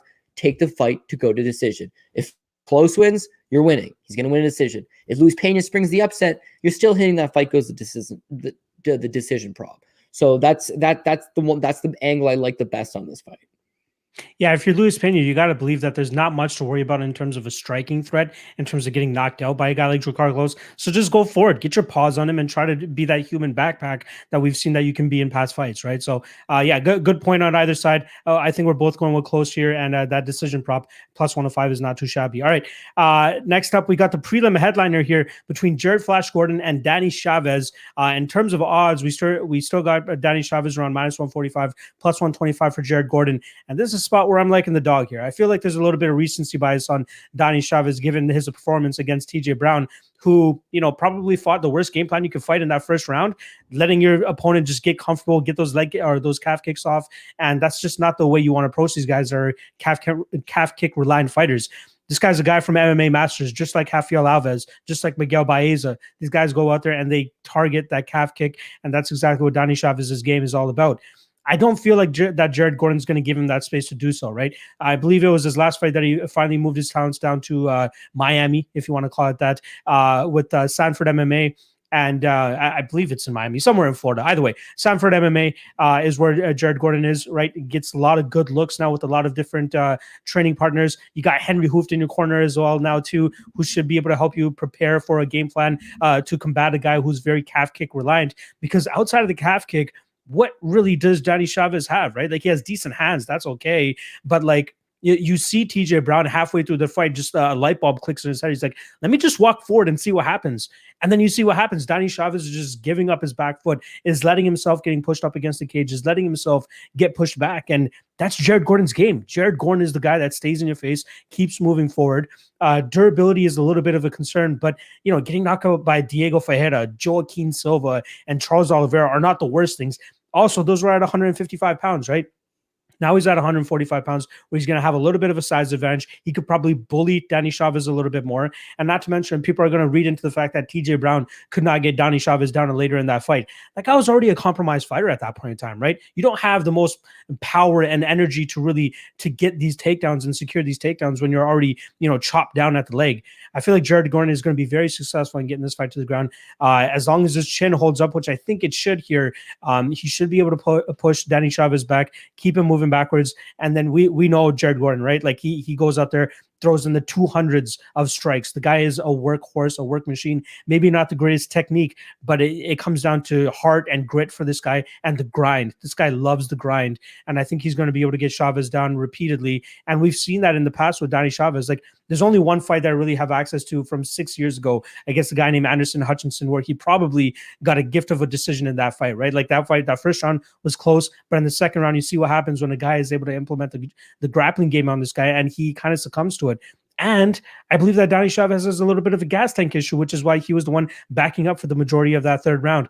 Jared Gordon, on the other hand, this guy's just going to continue to tick. He's going to continue to move forward. And I think he's going to make it a very long and tough night for Danny Chavez. So I'm going with Jared Gordon, and I think he's going to win this fight via decision. And I believe his decision prop as well is around plus 180, if I'm not mistaken.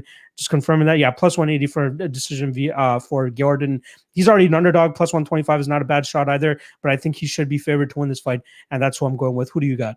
Yeah, I think I'm playing into that recency bias against Jared Gordon. I mean, he's my guy. First and foremost, I love betting Jared Gordon, as long as he's not matched up with Charles Oliveira. Yeah. You know the guy's going to give you not just a one. I know they say there's nothing more than a 100% effort, but like if there is, it's Jared Gordon. This guy's going to absolutely give you every ounce of everything he has. You're going to have to knock him out. You're going to have to put him away, or he just keeps coming at you.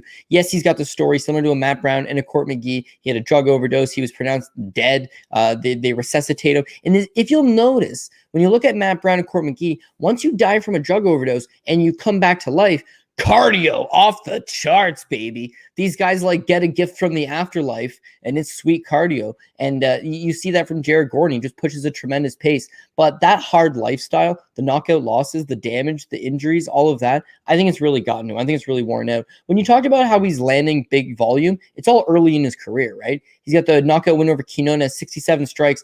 He wasn't even through 2 rounds, and he just tons of volume. The Hakron Diaz fight, he landed 101 significant strikes. The Joaquim Silva fight before he got knocked out, he landed 116 significant strikes. But that was a moment that took something out of him.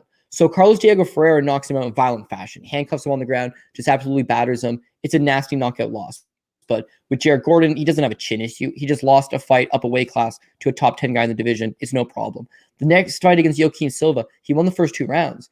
And this guy's got cast iron cardio, but he starts to slow down. The body work the damage. He's worn down. And Joaquim Silva absolutely decimates him. It's a late stoppage. It takes a lot of damage on him. Since he's come back from that, his volume, his pace, his output, his grind, it's all gone. And his speed, it's way gone. So the Dan Moret fight, he only lands 48 significant strikes. He scores 2 takedowns, but he also gives up 2 takedowns and wins a competitive enough decision, which he definitely won. But not a great win over Dan Moret of all people. The next fight was the Charles Oliveira fight.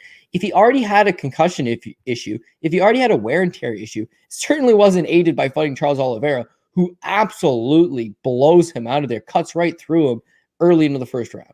Now, with Jared Gordon, he never moves his head. He's extremely hittable, and that's why he's getting hit. That's why he's getting knocked out. When you draw Chris Fishgold has not a whole lot of knockout power. In fact, he's pretty much a one. We'll talk about Derrick Minner later on. They're like these one-dimensional first-round submission guys where they just go pour it on you, try to submit you in the first round, and then cardio falls off. So he beats Chris Fishgold. But if you rewatch the fight, Fishgold is flat gassed out in the first round, right? And there's 2 things about Jared Gordon. One, he still only lands 44 significant strikes in the fight. Where was that pace? Where was that volume that we used to see before? It's kind of gone out of him. But thing number 2, was he slow. And I mean, walking underwater slow. Everything he did was half speed. And I remember, I'm a big fan of this man, but I did tweet it out. I felt bad about it at the time. But I tweeted out, Jared Gordon, good win for him. Happy to see him get the win. He's fucked going forward. He's way too slow. He's in 32. It's not going to get better. All that damage, it doesn't get better. And then literally 6 hours after the fight, he tweets out quite literally the same thing. He's like, just watch the replay on the fight. Wow, was I ever slow in there? Gonna have to address that. I just don't know that that's the kind of thing you can address. And so with Danny Chavez, is he great? No. But here's the thing with Danny Chavez. All of his pro losses, he was let down by his ground game. So it's easy to think Jared Gore's just going to take him down, and he's got a better ground game. Danny Chavez shored up those issues. He spent a lot of time at MMA Masters specifically working on his wrestling, to the effect that coming into his UFC debut against TJ Brown, he goes on record to be like, I guarantee you this guy is not going to take me down. Khabib couldn't take me down. Now, the second statement is ludicrous. Second statement is ludicrous, right? But the first statement is like bold. You know, you're guaranteeing that he's not going to take you down. TJ Brown just fought in his last fight before that, Jordan Griffin. And if you remember that fight, he went 7 for 7 on takedowns in the first round. Like, his wrestling looked top-notch on par. And so when you walk in versus Chavez, yes, he let his lead leg get a little chewed up before he committed to the wrestling, but he went 0 for 6 in takedowns. He never even got close. Chavez's hips look strong. They look, very mobile. They look just like, he was able to power out of a lot of those attempts. He did get tired in the third round, but he did take that fight on short notice. So I'm going to give him a pass on the cardio issue. And I'm really going to hope here that Gordon goes out there. He shoots a couple takedowns. The attempt you see from a mile out, like the setup's just really slow. The execution on it's really slow. You're going to see all that coming. I think Chavez stuffs it. As far as the striking goes, Gordon used to have that output, but because he doesn't want to get hit anymore, he's reluctant to just let his hands go with these 3-4 punch combinations anymore. Chavez got much better hand speed, decent amount of power.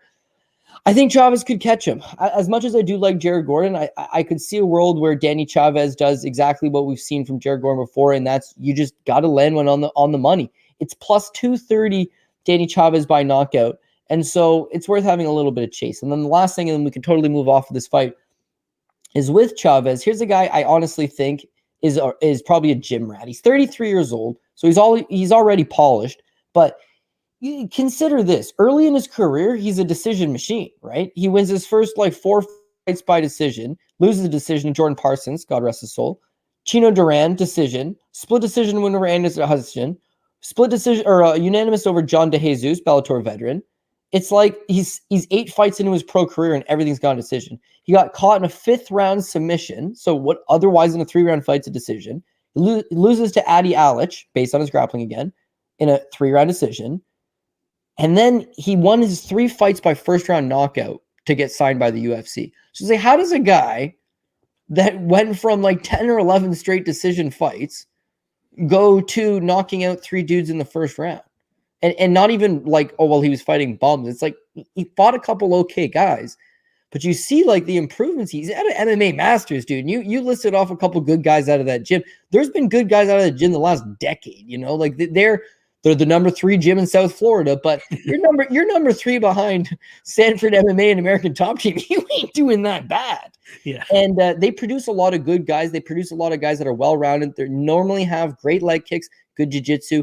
Danny Chavez, you've seen that he has great leg kicks. The jiu-jitsu, I don't know, but I think the takedown defense is good enough to just keep the fight standing. Whereas he went from a decision machine to icing fools with knockouts. You see he's committed to making improvements, and you see the results of those improvements. You see, his body of work improving. Then also he's being let down by his wrestling. And then the TJ Brown fight, you see the improvements in the wrestling. So again, 33, but probably one of these guys that just keeps at it and does make improvements. And with Jared Gordon's 32, but think about his life, man. The 3 nasty knockouts, and not just he got finished by TKO, like a really nasty knockout. And, all the junk that he shot up in his veins and the hard lifestyle and the training with the John Danaher death squad. I mean, you're rolling with some of the best guys in the world. That's tough on you. He's had knee problems. He's definitely slowing down. You got a 32-year-old who's broken down, beaten down, and you've got a really fresh 33-year-old guy who's obviously very confident if he's talking nonsense about Khabib couldn't take me down, but also just training in a tough room, making those improvements. The move would probably just to be Chavez straight up. Minus 145, that's a very playable line if you want to get behind Danny Chavez. And that way it covers you if it does go to decision, he doesn't knock out Jared Gordon. But, for a plus 250 price tag, how could Chavez win this fight? He could theoretically keep this bad boy standing and catch Jared Gordon. We've seen it before. I've seen crazier things happen. I think that it's a live play, so to speak, but not one that I'm going to be all in on, because I do like Jared Gordon. I do respect Jared Gordon, but I do see the writing on the wall for him. Two quick things I just want to point out about this fight. You're saying that he's landing like 40 something strikes against Fishgold, 40 something strikes against Dan Moret, but he's not a significant strike type of guy. He gets these guys down and pitter patters them, which is why he's getting 171 against Dan Moret and 220 against a guy like Chris Fishgold. Obviously, far cries from Danny Chavez, but I'm just saying like he still goes out there and puts an output like that. And also in 7 fights, this guy's accrued over 35 minutes of control time. The guy loves the grind, and I think that he'll be able to get Danny Chavez there, but I absolutely see your point of view. And you got to believe if a guy goes from a decision machine to knocking dudes out, it's got to be a little bit more to the story if you know what I'm talking about. But let's just keep this thing moving along.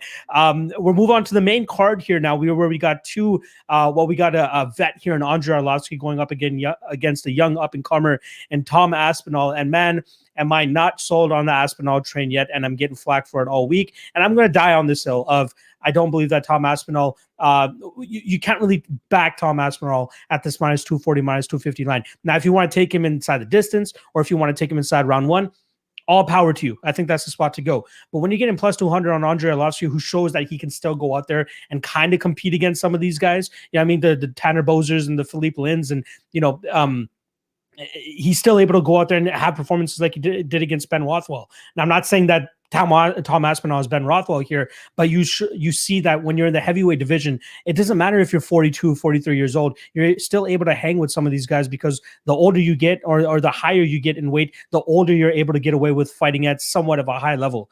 Now, Tom Aspinall, there's just too many question marks to go out there and back a guy that's minus 240, right? What is a knockout over Jay Collier coming off the scales and, his first fight back, putting on, a Jay Collier worth of weight on himself? What does that really do for you? Then go out there and dust the guy in Alan Baudou, who's pretty much coming off a loss into that fight and, gets smoked out the way that he does as well, right?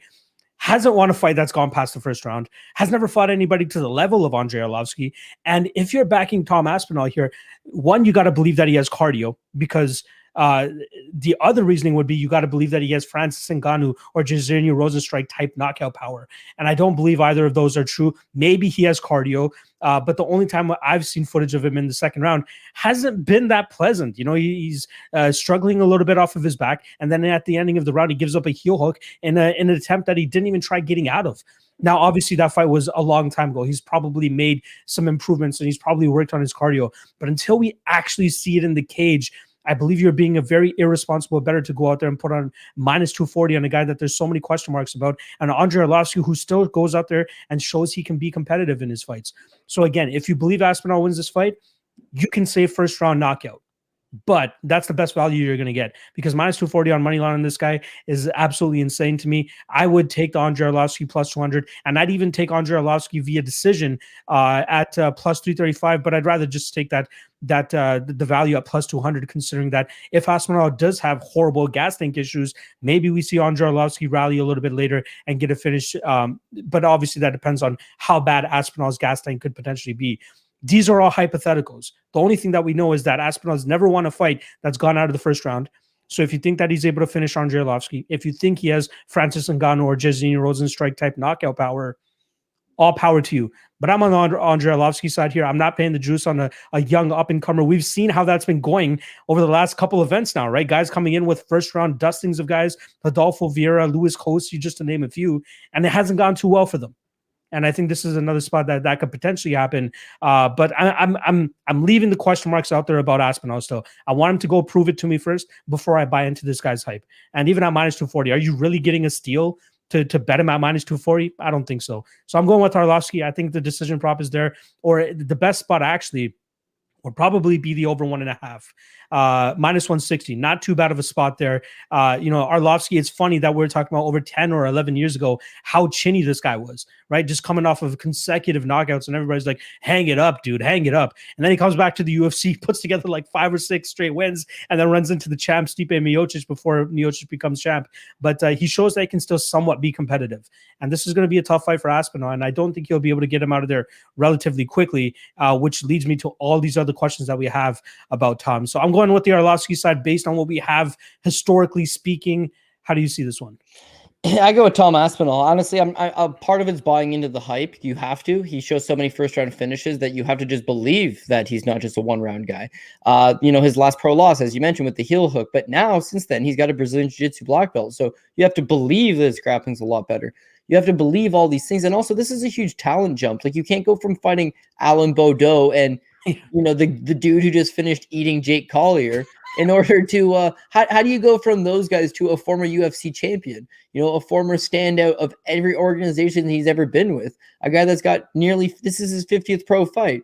It's like, my God, and a guy that's still got a little something left in the tank, because as you mentioned, being a 43-year-old flyweight, it doesn't happen. It's impossible. Being a 43-year-old bantamweight, it really doesn't happen.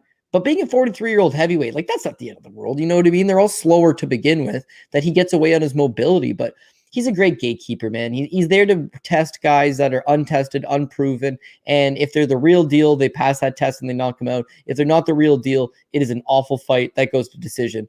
But Arlovski just doesn't have the output to, I think, really tire Tom Aspinall. He's not one to shoot takedowns. He's not one to try to grind on you. And he's just super low output, man. Yes, he won the Tanner Boser fight, but he was actually outstruck 68-34 in that fight. The difference was all Boser was doing was kicking his leg, and Arlovski would throw a 3-punch combination every now and again. One of them would glance, one of them would land, and the judges preferred those punching combinations over the leg kicks. But he didn't do anything. He just stood there and he got chopped up. The win before that against Felipe Lins, he only lands 50 significant strikes in a 3-round fight. You go back to the Sakai fight. You go back to the Walt Harris fight, 44. You go back to the Shamil Abdurakhimov fight. It's a 3-round fight. He landed 18 significant strikes. Doesn't have big knockout power. He doesn't have a submission game. He's there to outpoint you. And with Tom Aspinall, it doesn't look like he's going to come after you. He's going to come after you. He's going to let those hands go. And I think that'll be the difference, is that he's going to force Andre to fight. And the guys that have done that and do have big power have been able to knock him out. Now, you mentioned, does Tom Aspinall have the type of power that a Yarazina Rosenstruck has, or that, an Alistair Overeem has, or that a Stipe Miocic has? Well, maybe not. On one hand, Andre Arlovski's actually been knocked out 11 times as a professional. So there's been a lot of guys that have been able to find that chin throughout the course of his career, and those guys have knocked him out. As far as his wins in the UFC, not the biggest power punchers, but his losses, big power punchers. Tom Aspinall, though, is 6'5" with a 78-inch reach. He is one hell of a mountain of a man. He goes out there, to put things into perspective, Boser is 6'2", Felipe Lins is 6'2". A lot of these guys he's fighting are those, just over 6 feet, 240 pounds. Tanner Boser, we've seen he was on a diet. He was coming down. Felipe Lins somehow won $1 million in PFL. But as far as his UFC run, just go back to PFL, bud. That's where the money is, very clearly. What were you thinking? But does he beat those guys? Yes. Does he beat Tom Aspinall? 6'5", pro boxer, good footwork, big power, athletic guy, Brazilian Jiu-Jitsu black belt, whole world of confidence. One of the chief training partners of Darren Till. He's also been a sparring partner for Tyson Fury, the world heavyweight champ in boxing.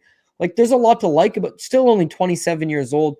There's a lot to like about this guy, but Andre has a knack of coming through as an underdog when you overlook him. You can't overlook him too much. It is a heavyweight fight, but I like what I see out of Aspinall. I think at some point he does find something. He does find the chin, and when he does, it's not a knock on anybody's chin.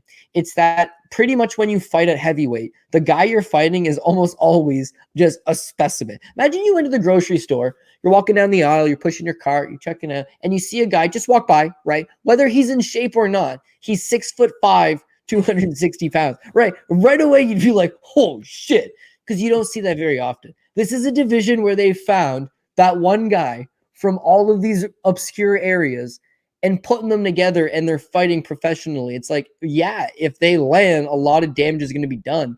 But that being said, if you're gonna go to a gunfight, Arlovski's come out on the wrong side of that multiple times. Sometimes it's checked out for him. His fight with Anthony Johnson, not only did he last the decision, Anthony Johnson broke his jaw in the second round. Well, how come Anthony Johnson didn't knock him out? Was it because he was at heavyweight? Was it because Arlovski's not that chinny? It's an MMA fight, dude. The difference of landing here and landing here is the knockout. Yeah. The difference, it just, every sport's a game of inches, but MMA is the same thing. An inch over to the left, you knock the guy out. An inch over to the right, you miss completely. That's the kind of game it is. But with Tom Aspinall, again, youth, athletic, strength, power, you're 100% right. The money line doesn't look good, but why not chase that Tom Aspinall by knockout? I also seen you can go first round was plus 250 or something. which is a decent price. But the second and third round props, like if Arlovski managed to get to the second round and Aspinall did have okay cardio and took him out, they were better prices. But regardless, you either take Aspinall by knockout or you take him straight up, maybe parlay him a little bit. There is that worry with Arlovski, but I think I'm just going to buy into the hype. Like from what I've seen, I haven't seen enough because there hasn't been enough. But people seem high up on him. I like what I see. And Arlovski's that definitely a good barometer test, but I think he's going to pass the test.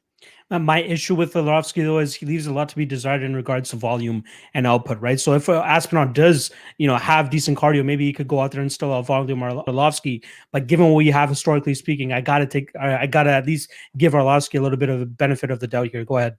I'll just throw one last thing on there, right? When you see Giga Chikadze, so Giga Chikadze has bad cardio. Well, at least he's proven to not have great cardio, right? But the way to tire Giga Chikadze is you have to try to wrestle this guy. You need to get on this guy because now he's using muscles he's not used to. Now he's got to pummel. Now he's got to switch his hips. Now he's got to get off the cage. Now, he got taken down. He's got to work his way back up. That's exhausting. If you want to stand in front of him, he could do it 20 rounds because his entire life has revolved around standing there, throwing punches and kicks. That doesn't tire him out. It's the other aspects of MMA. You take a good striker, you cause him to grapple, that's what tires him out. You take a great grappler and you make him strike. Look at Vieira on the weekend against Hernandez. Yeah. It's like, he's fine when he's on top of you on the ground. He's not fine when he's in the open space and he's sucking wind and he's trying to move and he's trying to pivot and he's trying to think and he's trying to counter.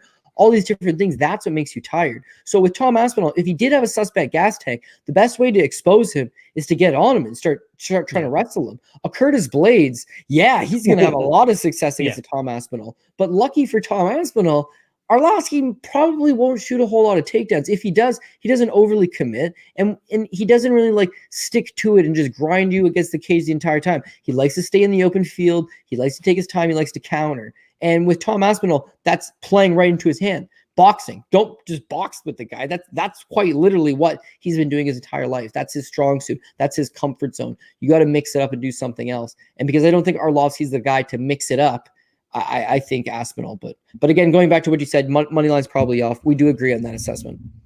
It almost feels like this is the bell of the ball type of moment, right? This is a narrative that I've been banging on for the last couple of events now, where it seems like the UFC might be propping somebody up to kind of just skyrocket, maybe not to stardom, but at least to the next level. And given that this is the curtain jerker for the main card, maybe he is the bell of the ball of this card. And so far, they've gone 0-4 in this year, so we'll see how he's able to deal with that type of pressure. All right, let's keep things moving along. The second fight on the main card is another fight that was supposed to happen a couple months ago. Earlier in January, I should say. Nasruddin Imavov versus Phil Hawes.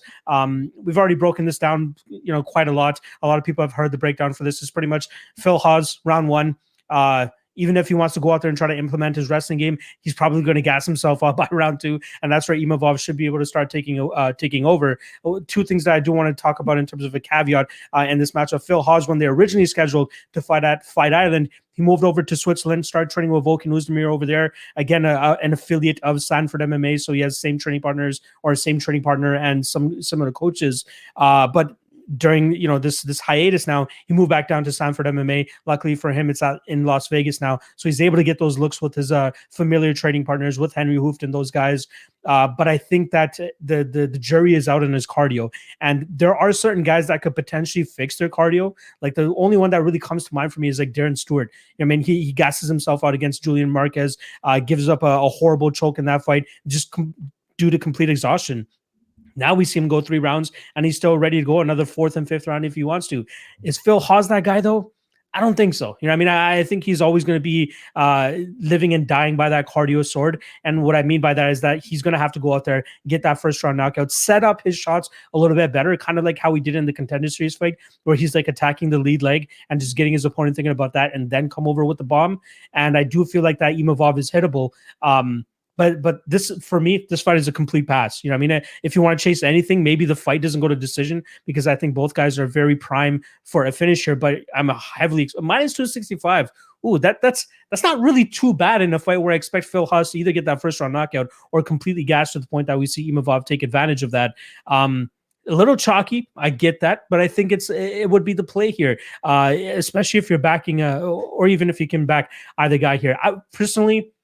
I'm leaning the Phil Hawes side, but that's just that's just me thinking that he lands that bomb, but I think that's very still low percentage. Imavov could still go out there, survive that first round, and then really put it on him in rounds 2 and 3, and he could potentially get the finish there too. But if you want to play it safe all around, just take that fight doesn't go to decision at minus 265 chalky, but definitely think it's a good spot. Kind of like the Rodolfo Vieira and Anthony Hernandez fight, right? You need Vieira to go out there and get that first round sub. Otherwise, he's going to be huffing and puffing by rounds 2 and 3. And that's where we see Fluffy Hernandez get the finish. That's where I think Imavov could potentially get the finish here. So my stance, Phil Hawes, fight doesn't go to decision. More so on the fight doesn't go to decision. How about you? Yeah, well, last time I broke it down, I had Imavov. He was kind of dog play I liked. He was initially plus 125, plus 135. You're seeing him this time rebook plus 100. So you're not really getting much of a dog price on him this time around. But I think people are just realizing, listen, it's a close fight. And what you have in Imavov is you got a guy from Dagestan, knows how to grapple, knows how to wrestle, transitions over, goes to France, and links up with Fight Factory Paris. Again, the same gym that's given you Francis Ngannou, the same gym that's given you Cyril Gane, the same gym that's given you the Lapalus brothers, the same gym that's given you a lot of UFC veterans from France. France is not a huge talent pool of competitors, and yet they've done a really good job of taking these obscure guys, giving these guys come from different backgrounds, and making solid competition, solid athletes. I think that they do a really good job, and so I like what I see out of them. And with Imavov, he's still young. He's still a very young guy, but he's doing the right thing, putting all these different elements to his game. He likes to strike. For a Dagestani fighter, he's not a Chimaev, he's not a Khabib Nurmagomedov, he's not an Islam Makhachev. He very much likes to strike, but it's promising to know that at least he has a little bit of wrestling in his back pocket if that's what it comes down to. And that helps with Phil Hawes because this guy knows how to wrestle. You want to talk about famous training partners. The guy went to college with Colby Covington, John Jones, wrestled on the same team as these guys. Is a solid, solid wrestler, great athlete, big power, trained at Greg Jackson's, left Greg Jackson's, traveled around a little bit, ends up at Sanford MMA. Everybody talks about freak specimen, but the book is out on him. The blueprint's already been written, right? So you and I, we talked about at length about his losses the last time out. Well, let's just summarize it quickly here, right? He lost to the Andrew Sanchez fight because once he got past the first round, his cardio let up on him. He loses his second fight to Lewis Taylor. After the first round, his cardio let up on him and loses. The Julian Marquez fight, he looked good in the first round. The second round, his cardio lets up on him. He gets knocked out. Then he goes on his current 5-fight winning streak. All 5 of those fights he's won in the very first round.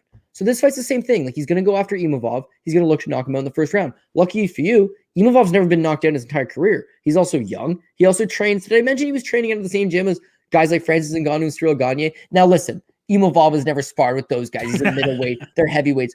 What I'm saying is that they know what they're doing. This guy's playing smart. This guy's been in there with world-class guys. He's been a part of world-class training camps. He knows the routine. He's the sniper for a reason. He's never been knocked out. I like all that. Everyone keeps mentioning he's hittable. Yes, he is hittable. You don't want to be hittable against Phil Hawes. He packs a tremendous amount of power. But again, it's promising to know he's never been knocked out. He's also got 2 pro losses, 1 by decision, 1 by submission in the third round. So I don't think submission defense is a big problem for him. I don't think his chin's a big problem for him. I don't think his cardio is a huge issue. He just needs to survive that first round. And after he survives that first round, he should just be able to take over and put it on Phil Hawes. You see his last fight against Jordan Williams. It's like, man, that guy takes some nasty combos. But one thing about Williams is that guy wants to win at all costs. Guy's tough. Guy's gritty. Guy takes these shots and just comes back at you. It's all like a personality trait. That guy never once made it to the second round and cardio failed him. It's like, no, man, he gets better as the fight goes on. That's a tough fight for people. I like what I saw to Imavov. He didn't need a quick finish. He was coming off a win over Jonathan Meunier like 2 years earlier. He hadn't fought in a while. He didn't need a quick finish. He needed 3 hard rounds to get that octagon experience under his belt. And that's what he did. And I thought he looked good. His combinations look crisp. He lands those same combinations. He lands those same 68 significant strikes. Phil Hawes isn't doing what Williams did, taking them and going on. He's folding over in the second round. So 2 ways that I'm looking at this fight for, potential plays is the Imavov inside the distance is plus 225. I really like that because, again, you've seen with Phil Hawes, how does he lose? What he loses is that once it gets out of the first round, cardio falls apart a little bit. He becomes susceptible. He becomes tired. If Julian Marquez, a guy with 6 pro fights, who had literally been striking for only a handful of years, is going to head kick you once you get tired, what do you think Imavov is going to do? A guy that's trained his entire life is a much more refined striker. There is the path there for Imavov is what I'm saying. So the inside the distance plus 225. The other thing is that Imavov shows a lot of submissions. I think he's got 4 submission wins, 3 knockouts. So because he seems more live for a submission, if anything else, it's giving you a plus 445 TKO prop on Imavov. Now, the reason why I like that is in the Williams fight, he didn't look like he really wanted to. He was willing to wrestle, but he looked like he was looking for that knockout. And against Phil Hawes, a guy that's big and he's strong, when he's tired and he's keeled over up against the cage, I don't think Imavov is going to be pursuing takedowns. I think he's just going to try to tee off on him, put him away due to TKO. That TKO paying off a plus 445 price tag. And this is the best kicker. If everything worked out and we had a great night and things went our way, you'd hit both tickets. If he knocks him out, he's also hitting the inside the distance ticket as well. So you'd have a ticket at 225 and a ticket at 445. You go Imavov. Last thing I want to sprinkle on there, and then we can move on, is good live betting spot. Phil Hawes usually doesn't lose first rounds. I mean, the guy is a specimen. He's a great athlete. He's got good enough striking. Training at Sanford, these guys like quick starts. You see when Gilbert Burns try to get a quick hop on Usman on the weekend. But beyond that, it's like they've got good striking. It's that the longer fights go, Burns is no different. The longer these fights go, these guys kind of fall apart. They get tired. All that athleticism goes out the window. Michael Johnson, another staple of Sanford MMA, the exact same problem. You see guys in that gym, not named Kamaru Usman, have issues down the stretch with just getting broken late in fights. And I think hopefully Imavov is going to be able to do that to Phil Hawes. So 445, 225, two nice big juicy plus money tags. Hopefully Imavov can come through. Yeah, I'm pretty much looking forward to that fight just to finally get this puzzle solved, because we've been talking about it for a couple months now, right?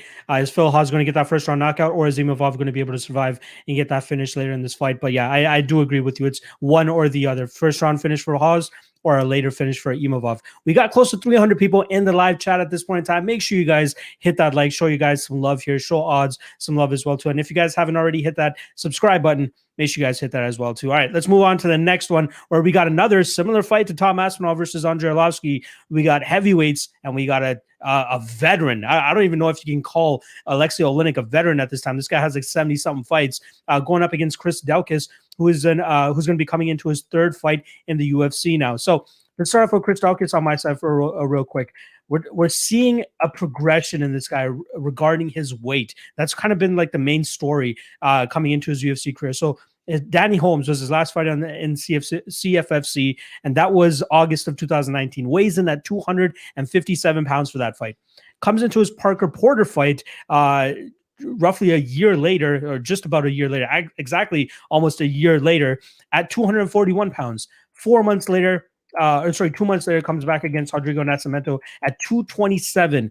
And for me, personally, that's kind of like the Cain Velasquez weight, right? Like 230-ish. You want to be around that 230-ish mark where you can be the faster guy. You can, maybe move around a little bit better as well too. And you'll probably, pick up in the speed with your striking, which has been the, pretty much the tail of Chris Daukaus's career at this point in time, right? The guy's hands just look amazing, very crisp, sharp down the middle, is able to really put combinations together and really make his opponents pay, especially when they're not able to move out of the way. Is Alexei Oleinik going to be able to get out of the way of the shots of Chris Daukaus? I don't think so. I mean, we saw the concern here obviously is if Oleinik gets his hands around Daukaus and probably drags him to the ground, things get a little bit fishy, right? He was able to do that against Derrick Lewis, got him to the ground, and for some reason kept going for his scarf hold. If he just gave up on that and probably went to full mount, another submission probably would have opened himself up, and I feel like he probably could have got a finish then. And if anything, we'd probably be talking about Curtis Blaydes versus Alexei Oleinik in the main event at this point in time. But here we are though, with Chris Daukaus, trying to get this win under his belt against a veteran like Alexei Oleinik. And I think it goes the Daukaus way. I think he gets his hands on Oleinik, who's just going to be a little bit too slow for him. You see all these like Instagram things of Daukaus just on his bike all the time now. The guy's just trying to stay at that 220-ish, 230-ish range. And I think that's a great spot for him to be at. And I think it's definitely translating into his game now. Earlier in his career, submitted by Americana by this guy named Sean Teed, who's been around the regional scene for a while now. I believe he's on the Contender Series as well.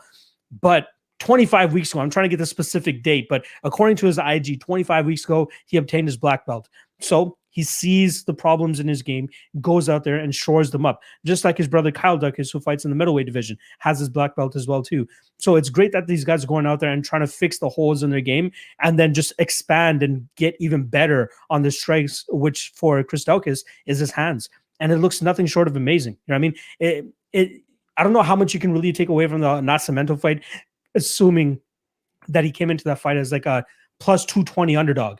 I mean, a lot of people thought Nascimento was going to get his hands on him, drag him to the ground, and submit him. Just wasn't able to get to him. The fight didn't even last that long, right? So how can you go from being a plus 220 underdog to close to a minus 200 favorite now against Alexei Oleinik, who essentially has the same game plan as Rodrigo Nascimento? But people are finally starting to give him that respect of like, okay, his hands do look good. You got to look more so at the Parker Porter fight than the Nascimento fight, because there's just not so much to go off in that Nascimento fight.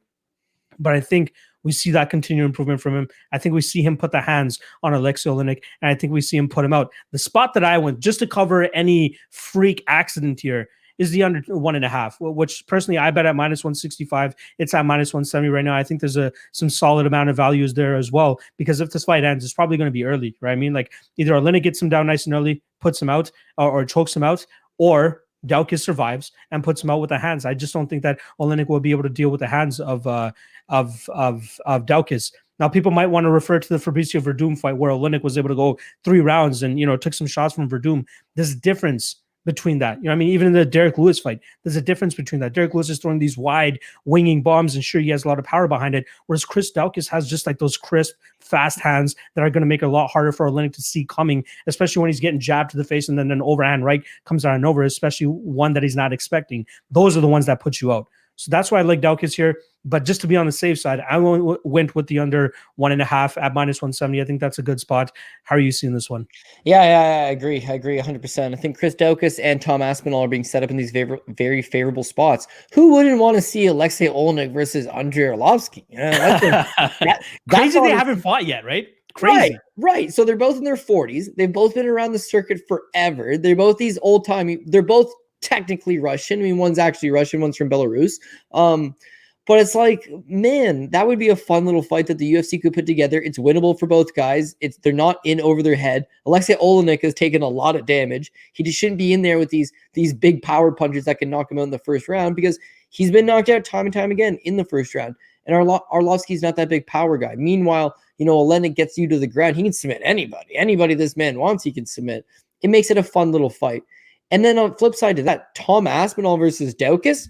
Who wouldn't want to see that? These guys are both 27 years old. They're both hard-hitting, mobile heavyweights, and they're both BJJ black belts. Like, isn't that an interesting fact? They would match up tremendously well. But the UFC is not in the business of killing 2 prospects in the same night. They're looking to build these guys up. They're looking to have them beat the Alexei Oleinik's and the Andrei Arlovskis of the world, give themselves a better profile. That way, when eventually, inevitably, they do fight, there's going to be more interest in them. You're going to be more aware of who these guys are, because the casual fans are going to start tuning in after you beat a name brand opponent. That's kind of what you're seeing. Daukaus just seems to have like the easier fight on his plate, because with Arlovski, he's still winning some fights. He's not nearly getting knocked out as much. And, he's shown that he can be relatively competitive. Alexei Oleinik, it's like a banger bust style, and his wins over, for the most part, some lower level guys. But the losses are just, if you're faster than him with a modicum of striking and you can keep this fight standing, you touch him up, he topples over. Now you give him a pass because it's like, okay, the Curtis Blaydes fight, the doctor has mercy on him. It's he gets outclassed so bad in that fight. His eyes swell shut. They stop it. Understandable.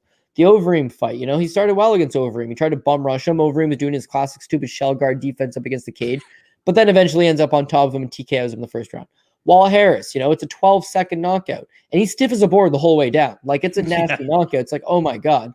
The Derrick Lewis fight, his last time out, 21 seconds into the second round, he's so tired. He's so beat up. He just topples over.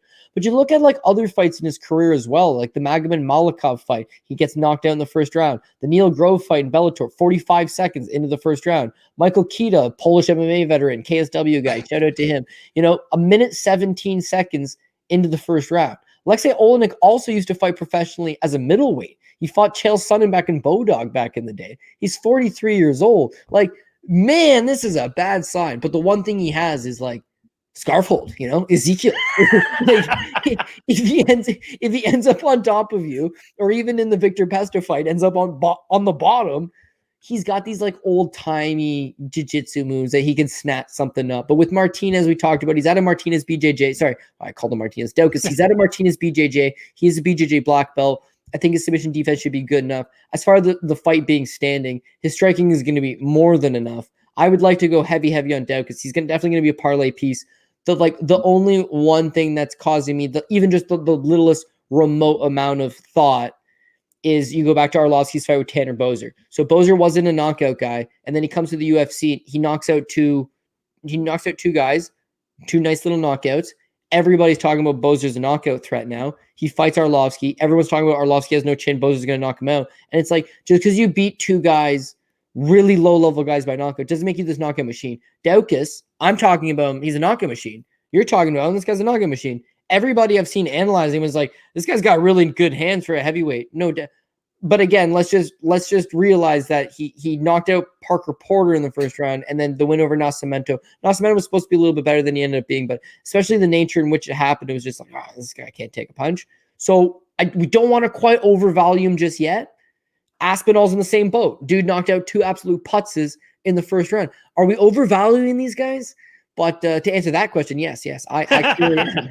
I clearly am. So come Saturday, we'll see if it was right or if it was wrong. But I think they both got a live chance to beat the aging veteran with that knockout. And knocking out Alexei Olenek is substantially a lot easier than knocking out Andrei Arlovski. So I think Daukaus has probably got a better shot to cash that ticket in.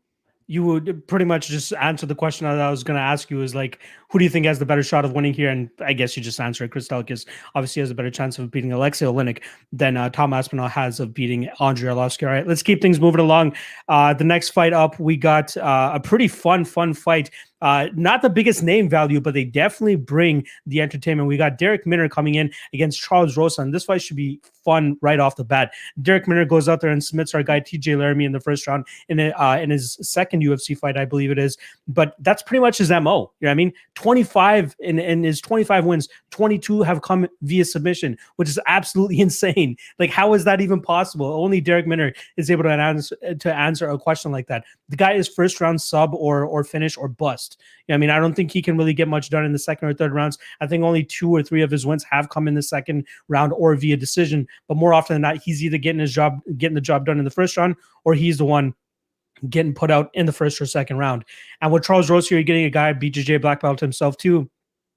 But I think the fight that a lot of people might be looking a little bit too much into would be the Bryce Mitchell fight, right? Where he gets absolutely ragdolled, 30-24, I believe it was, all 3 rounds. Bryce Mitchell gets him down and just ragdolls him. But Bryce Mitchell is a different type of submission artist than Derrick Minner, right? Derrick Minner is chasing those chokes. Bryce Mitchell wants to overpower you, wants to get you in those like weird twister positions and try to get these awkward type of submissions. Whereas Minner is just like searching for that neck, it seems like. And he's quite offensive as well, even when he's off of his back, right? So this is a very interesting fight. Whereas if Rosa's not able to survive that first round, more than likely he's going to get tapped. But if he does survive that first round, we see the drop off in Minner's game absolutely like right away. As soon as the second round starts, the guy just goes from 100% to like 50.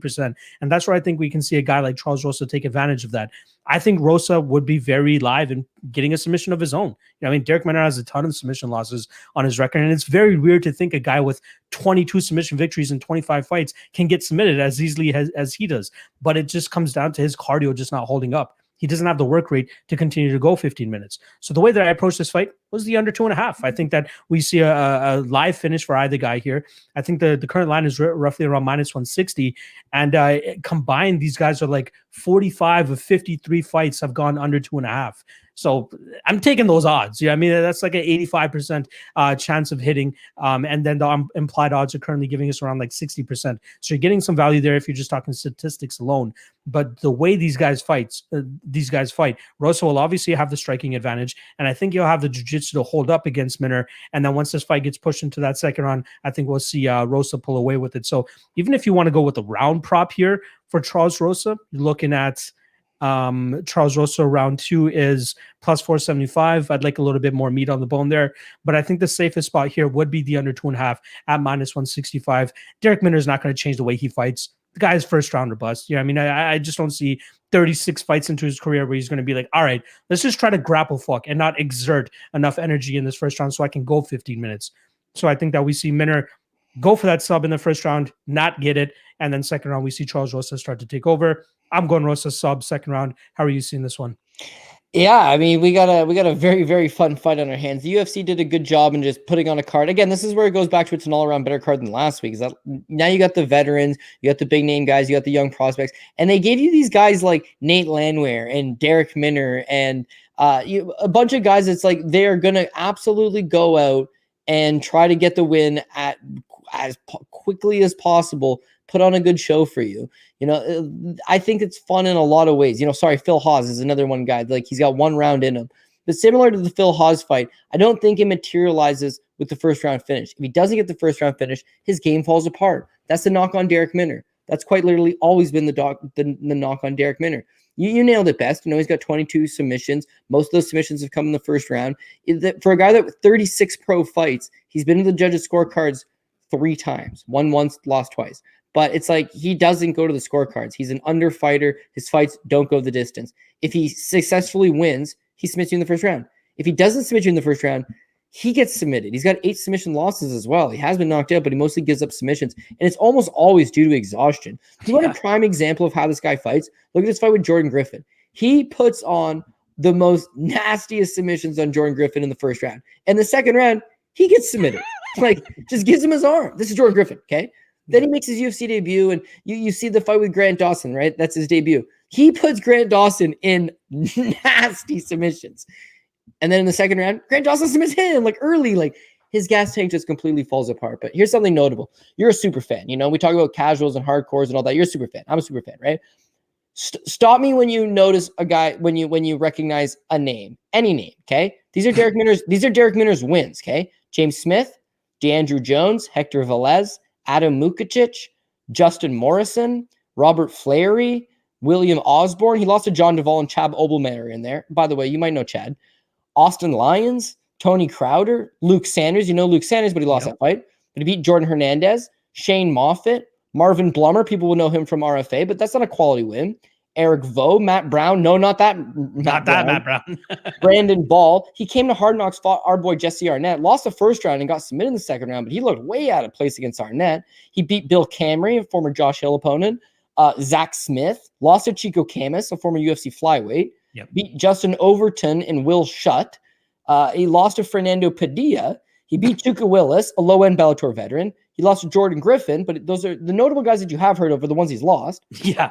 He beat Joey Munoz. He lost to Kevin Kroom, UFC veteran. He beat Clay Collard. Boom. There's the first notable victory in this guy's career. It's 2 years ago. He's 30 fights into his pro career. He just picked up his first notable win. Clay Collard's a pro boxer. Yes, I was just about to say that. submitting him's not really like the end-all be-all. Yeah. But at least it's a quality win. Then he gets the Herbert Burns fight, which we know he lost. He beat Terrence McKinley, you know from Contender Series. Charlie Dubray, never heard of, lose to Grant Dawson. And then his second notable win. And now it's the biggest win of his career, TJ Laramie. This guy's 36 fights. He was 35 fights into his pro career when he fought TJ Laramie, a 22-year-old kid. And that stands as the biggest win of his career. Insane. The other 6 guys that you recognize, they all kicked his ass. You know, usually in the second round. Right? That's kind of the book on him. So with Charles Rosa, he's a BJJ black belt. Not only is he a BJJ black belt, he's a BJJ black belt under Ricardo Laborio. You know, he's a full-time training member of American Top Team. He's trained with some of the best guys. And yeah, he got smoked by Bryce Mitchell. And I mean smoked by Bryce Mitchell. But think about all those nasty subs he was in. He was in twisters. He was ass in on some. He got 30-24 to cross the board and yet did not get submitted. Fought his way through. Made it to decision. So against Darrick Minner puts you in these nasty submissions. He tries to pretzel you and doesn't submit you. Well, what's going to happen? You know what I mean? Like you just got to get out of the first round, survive the first round. The only time he's ever been finished, Shane Burgos, 3rd round knockout. Burgos is a beast. Burgos is a knockout guy. Burgos has fantastic cardio, and he was up 2 rounds over Shane Burgos. It was a good fight for him till he got caught. He's fought in guys like Yair Rodriguez and gone the distance. We already talked about the Bryce Mitchell fight. He's just fought in the better body of competition. He's given a good account of himself. Submission defense checks out, and if submission defense checks out long enough for him to see the second round, then it definitely falls into his wheelhouse.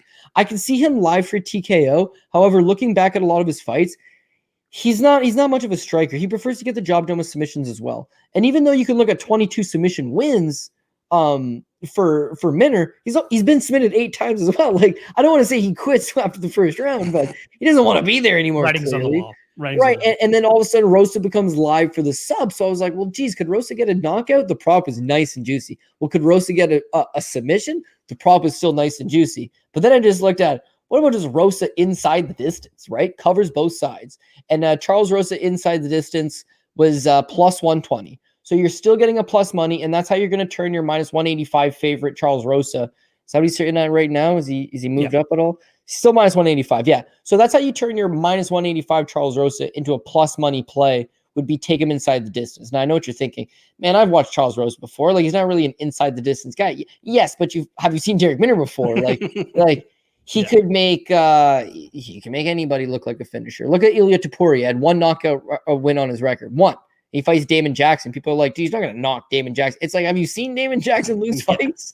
Like, when he loses, he's usually getting starched out of there due to punches. Like, it doesn't matter that the other guy's not a proven guy. He's got the skills. He's got the attributes. He could pull it off.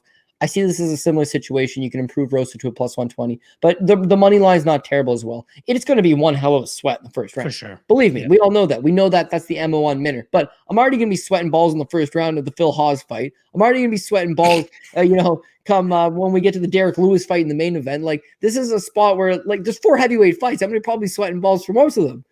But what I'm getting at is I think we're going to come out clean on the other side, but it will be a greasy sweat.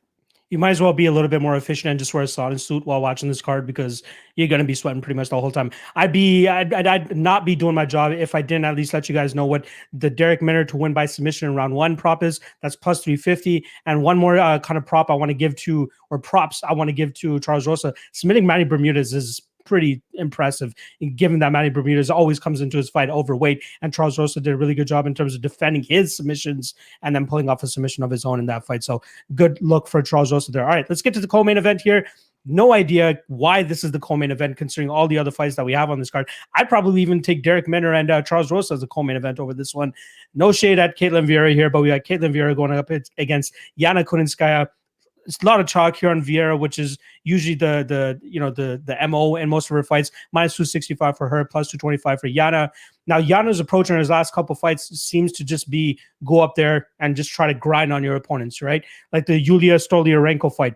I think that's the first time I've ever seen somebody like go up and just clinch an opponent up against the cage, and then the opponent who's being clinched trying to drop down, and the other opponent just trying to hold them up so they can continue to just clinch fuck them. Because more often than not, you see when people are in that position, the ultimate goal is to get this person to the ground so they can do more damage. But Yana was like, I want none of the ground game from Yulia, who's like the Lithuanian Ronda Rousey, getting all these armbar victories on her record. And then Yana's just like, I just want to pin you up against the cage and then dirty box you, land some knees, land some punches. And that's pretty much what she was able to do in that fight. She accrued a ton of control time in that fight.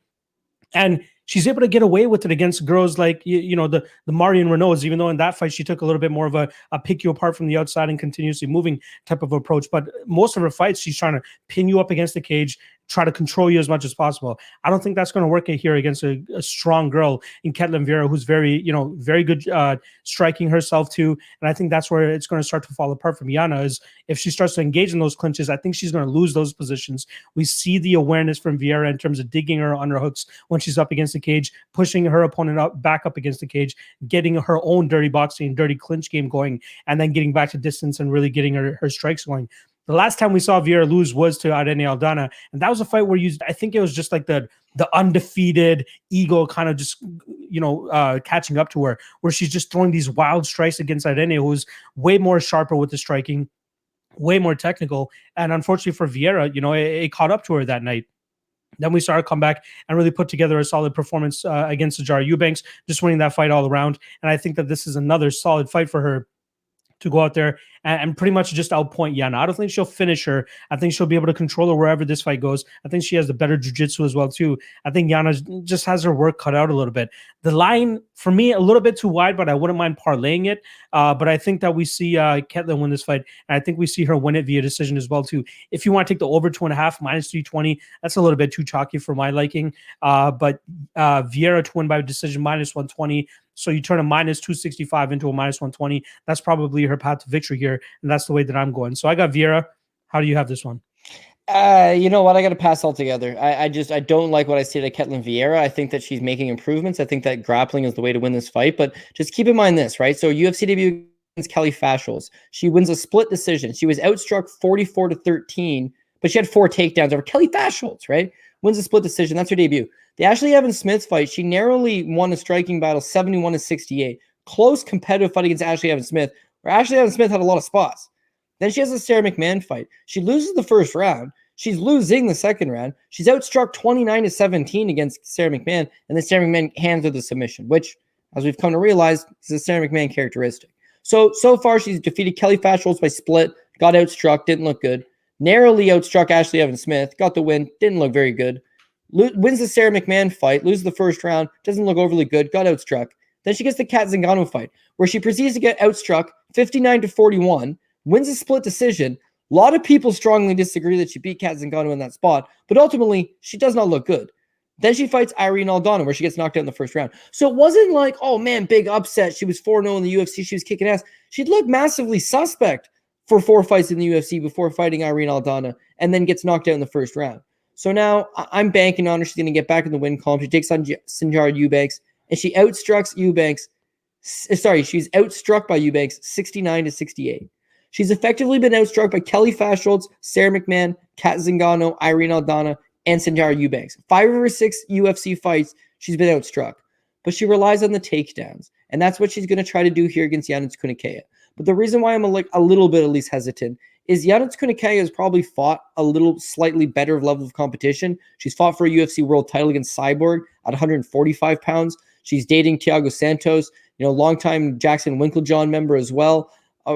She has the experience. You've seen in the Julia Stolyarenko fight where, Julia's so green and it's very, very, very awful, to be quite honest with you. Yeah. But you really do see where Kunitskaya is strong, especially in the clinch. She doesn't mind using output as well. Small knees, chip to the body.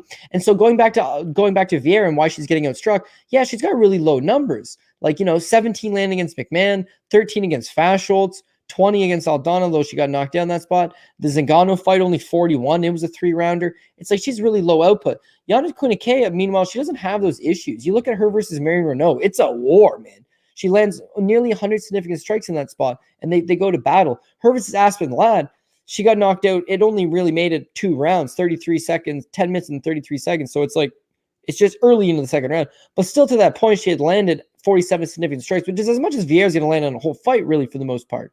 Her versus Julia, entirely spent in the clinch, lower output number, but she didn't have to do anything. She just coasted and won all 3 rounds.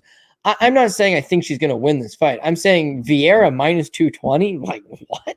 No, I'm not in on that. So I take the fight to go the distance, but it's an awful price tag. Bookie thinks it's going the distance as well. So if I was going to take Ketlen Vieira, I think I lean Ketlen Vieira by decision, which is minus 120, and it's still not good enough. I've seen somebody mention in the comment section Vieira live for a submission. You know what? She does have a BJJ black belt. She does have a decent little submission game. This is women's MMA. I have been wrong in these spots. I mean, we've seen last weekend, same thing. I was writing off a lackluster ground game once again, like I always do. And yeah, I mean, the armbar presents itself. Could I see a submission coming out of it? Yeah, but this is not my co-main event. I like a lot of spots better than I like this one. And I just think for the price, it's just off. Does Vieira win the fight more times than not? Probably. Is grappling the way she's going to get the job done? Yeah, I agree. When she's getting outstruck by all these people. But if she goes out there, fails to get the takedown, and is now forced to strike, we got a serious problem. And similar to where the use of Zalal versus Choi a couple weeks ago, it's like, oh, Zalal's got this, he's got that. He's not overly physically strong. And if he doesn't get the fight to the ground, he doesn't have a striking to fall back on. Vieira, same thing last weekend. He's physically strong, he's got good grappling, but he's got no striking to fall back on. That's my worry about Vieira, is that if she can't fall back on the striking, she absolutely needs to rely on the takedowns. And if those takedowns don't materialize, she's in for one of these close split decision losses where everybody complains on Twitter that it's a robbery on both sides, but you bet it for 220 and you feel like an idiot deep down. So hit me with a pass on this one, baby.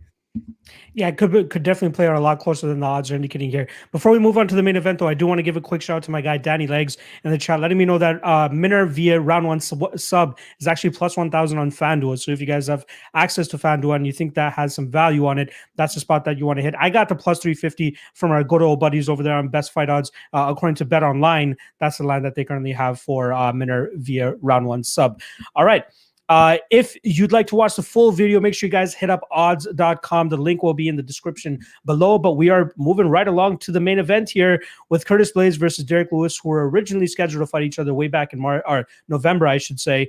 And we're getting just the same odds, pretty much minus 430 for Curtis Blaydes here and plus 345. Now, it's not often that you see me do a little bit of a 180 on matchups. And this is a fight that I've done a bit of a 180 on matchups. If you guys remember when I was talking about this last time, I completely bought into the fact that, Curtis Blaydes is going to continue to take this guy down, and it's not going to matter because Derrick Lewis is just going to find his way back to his feet and then land that bomb of his.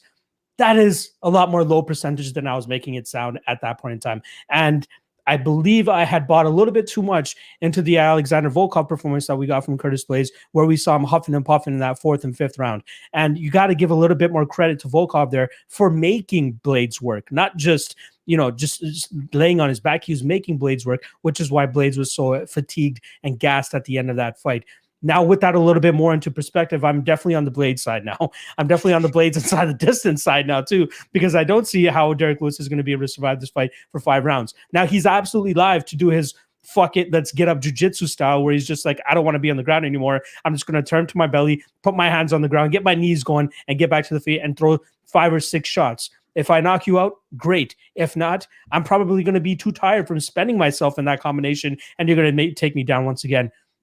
That's what I'm expecting here from Curtis Blaydes in terms of getting this guy down continuously, and then racking up those significant strikes, racking up that ground and pound, and getting some sort of finish. Now, the contrarian take that I'm going to take here is going to be that I believe the Blaydes submission prop is a little bit more live than most people are making it seem. It's plus 900. For my opinion, I think it's worth a little bit of a shot. Now, the last time we saw Blaydes tapped was Mr. Daniel Cormier, the same type of level of wrestler that we're getting with Curtis Blaydes here. And if not, Curtis Blaydes being even more dominant, considering the size advantage that he had over Daniel Cormier and all that type of stuff, Curtis Blaydes is going to just be able to ragdoll Derrick Lewis a little bit easier here. I think it's going to come down to if, like Daniel Cormier, he couldn't ground and pound, get him out of there. You know what I mean? Derrick Lewis was still moving around, trying to get out of bad positions, and he gave up his back, and in comes the choke from Daniel Cormier. Now, I know we don't have any submission victories on Curtis Blaydes' record, but you're dealing with a guy in Derrick Lewis who's really hard to put away. I'm trying to remember the last time he went out cold, and I think Sean Jordan or Matt Mitrione was one of the last guys to really truly do it that way. And then obviously it's going to be different coming from a ground and pound stance here. Curtis Blaydes is definitely very live for that. But I think a little bit of a sprinkle on that subline isn't too bad at plus 900. I could see an instance where he maybe goes for an arm triangle choke, or if Derrick Lewis gives up his back, he's just like, instead of raining down shots on this guy, I'll just try to get that neck and try to submit him that way too. It reminds me of Paul Craig versus Shogun Rua, where everybody's banging on the Paul Craig submission line and he TKOs him. Or who's the other one? Ovin St. Preux against Alonzo Benefield. Everybody's banging on the sub prop, but they go for the KO. And my line of thinking for that fight was, if Alonzo Benefield doesn't give up the submission, he could just go ground and pound him. And I think it works vice versa as well, too, with Curtis Blaydes, who could, if he doesn't get the successful ground and pound finish, maybe he finds the chin open, maybe he gets the arm triangle choke, whatever it is. But I think it's worth a little bit of a sprinkle, considering how dominant he should be on the ground here as well. I think he's going to have his way. Derrick Lewis's guard gets past so easily nowadays. You saw Alexei Oleinik get him down with relative ease, just kept going for that scarfold, pretty much shooting himself in the foot because that full mount was there for the taking. And I think that we'll see Curtis Blaydes get it relatively quickly as well, too.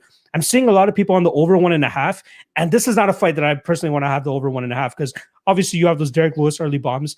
And even if Curtis Blaydes gets this fight to the ground, maybe he's just pissed off that everybody's ragging on him for his Alexander Volkov fight, where he's just like, screw this, let me just go ham or ape shit and try to get this guy out there quicker. So I like the Blaydes. I like the Blaydes inside the distance. I believe the last time I saw that line, it was minus 175. Currently, it's sitting at Blaydes inside the distance is minus 170. So still, in my opinion, a great line. Way better than betting him at minus 430 because I don't see Derrick Lewis making it to the 25th minute. And then, yeah, if you want to sprinkle that sub line, I think it's just a little bit mispriced. Again, I'm not saying it's the definite way that he's going to win. I just think it's a little bit mispriced. And obviously, historically speaking, we haven't seen Blaydes complete a submission, but still, I think it's live given how dominant he should be here in the grappling realm. So I'm going Blaydes inside the distance. I feel like you're going to have similar sentiments. Let me know. Yeah, okay. So honestly, yeah, you're right with the submission prop. Like it's worth a little bit of sprinkle, and specifically the head and arm choke. Like this is a great spot. You take the guy down. You love hanging out in half guard. It's like why not at some point grab the arm? But Blaydes fights similar to a GSP, fights similar to a lot of these guys that people will consider to be boring wrestler types. But he doesn't. He's not going to put himself at any type of disadvantage just to go for a submission. He'll just chip away, work for a TKO. If the TKO doesn't materialize, he's comfortable with taking a decision victory. But that's why he has so many TKOs. It's one thing to just keep hammering away from the side. It's another thing to try to burn your arms out and try to get a hold of this guy and try to give him a chance to scramble out of this thing. Like I feel like he could be live for a submission, but if anything, I think he gets a job done via TKO. With Curtis Blaydes, man, I mean, the book's been written on him 10 times over. He's been taken down by 13 different guys in the UFC, and you can make the arguments of, the top level guys like the Daniel Cormiers that have taken down. It's like, man, he's been taken down by pretty much everybody. Ilir Latifi's taken him down. He's a natural 205er. Shamil Abdurakhimov, Victor Pesta, Jack May, Juan Potts. Like pretty much everybody that's wanted to take him down has taken him down. He shows a 52% takedown defense ratio. But here's the funny thing about that. He's got like a 20 fight pint size. And it's not a pint size portion. It's a 20 fight portion size to look at. 52%. That means he's giving up 1 for 2 takedowns. And with Curtis Blaydes, a guy that averages 7 takedowns, he had 14 against Alexander Volkov, who's a much better wrestler than Derrick Lewis is. He shot 25 takedown attempts in that fight. Then what does a 52% takedown defense do for you? I don't think so. But I agree with the 1.5, like a lot of people are saying. It's minus 190 right now. It was minus 185 last night. So you see a little more money still rolling in on it. But you mentioned, Derrick Lewis still does have that first round power, those big bombs. Here's the thing. Derrick Lewis is not a first round knockout guy. His wins, Alexei Olenek, that made it the second. Ilir Latifi decision. Blagoy Ivanov decision. Alexander Volkov, there was 11 seconds left in the third round. Francis Ngannou decision. Marcin Tybura, third round. Travis Brown was past the midway point of the second round. The Abdurakhimov fight was in the fourth round. Nelson by decision. And then he knocked out Gabriel Gonzaga in the first round in 2016. So 5 years ago, he knocked a guy out in the first round. But Derrick Lewis wins later. Derrick Lewis wins based on you getting tired, him getting on top of you, and ground and pounding you in the second or the third round. I don't think he goes out there and catches Curtis Blaydes the way a Francis Ngannou did. So if Blaydes does lose this fight, I don't think he loses it in the first round and a half. Meanwhile, what we're hoping is that Lewis is the one that's going to survive that first round and a half, because I think Blaydes is just going to be on top of him, suffocating him. But Blaydes doesn't really push a lot of these finishes. He finished Junior Dos Santos in the under 1.5, but beyond that, I mean, he's just taken a lot of guys down and just routinely held them down. But I do think that he's going to win this fight. I do think he takes this fight by TKO. I do think he takes this fight inside the distance. And lastly, I mean, if you're picking him to win at all, we talked about Lewis's wins, but these are Lewis's losses, right? Matt Mitrione knocked him out. Sean Jordan knocked him out. Mark Hunt knocked him out. Daniel Cormier choked him out. Junior Dos Santos knocked him out. Those are his 5 UFC losses. He's been finished inside the distance, all 5 of those UFC losses. Those 5 UFC losses are the legit guys. Matt Mitrione was a top contender. Sean Jordan was one of the best athletes I've seen in a long time. His fight career wasn't great, but just like, man, freakish athlete. Mark Hunt, like who wants to fight Mark Hunt in his own backyard? 4th round fight. The guy's a Samoan legend. Just got power for days. Cormier is the world champion, and he's world champion caliber guy. Junior Dos Santos is a former world champion. Those are all understandable losses. But when he fights that caliber, he loses. He loses at some point inside the distance, usually by TKO. Curtis Blaydes is a top 3 guy. He's that caliber. He's going to finish him by TKO, just like those other guys did. The wins that he has are largely laughable. Outside of, he's got a win over Ngannou, boringest fight ever. He's got a last-second buzzer beater over Alexander Volkov. That's a credible win. But recently, he arguably robbed Ilir Latifi, a guy half his size that took him down at will. The Blagoy Ivanov fight, he wins a split decision in a terrible fight that he did not look good in. And the Alexei Olenek fight, it's like, man, you mentioned to yourself, like, he was in a lot of shit. He was not looking good until he just survived the first round. And as we talked about a lot on this card, these first round guys, when they don't finish in the first round, when Minner doesn't finish in the first round, when Hawes doesn't finish in the first round, when Oleinik doesn't finish in the first round, the game falls apart. Lewis wins in that kind of style. But Blaydes is just gonna ride him like a small pony and have his way. He's not gonna force the finish, but the finish is gonna come. It probably comes in the second or the third round. I think it hits the over 1.5. But I also think Blaydes wins. Blaydes wins inside the distance. Blaydes wins by TKO. And you could bet, you could even sprinkle. Like, let's say you put a unit on Blaydes inside the distance, a half a unit on Blaydes by TKO, and you put a 0.1 of a unit on the Blaydes by submission, you're still covered. If he does get the submission, you're happy because he won inside the distance and he got the submission. If he gets the knockout, it doesn't matter. It was a small pro, but it's such a juicy price tag that maybe, as we talked about, never say never. Just because you never knocked out a guy doesn't mean you can't knock out a guy. Just because you haven't submitted a guy doesn't mean you can't submit a guy. They've given him Derrick Lewis. This is a very winnable fight for him. This is 36-year-old Derrick Lewis as well. 2 fights left on his contract. You never really know where he's at. He's talked about retirement a few times in the past.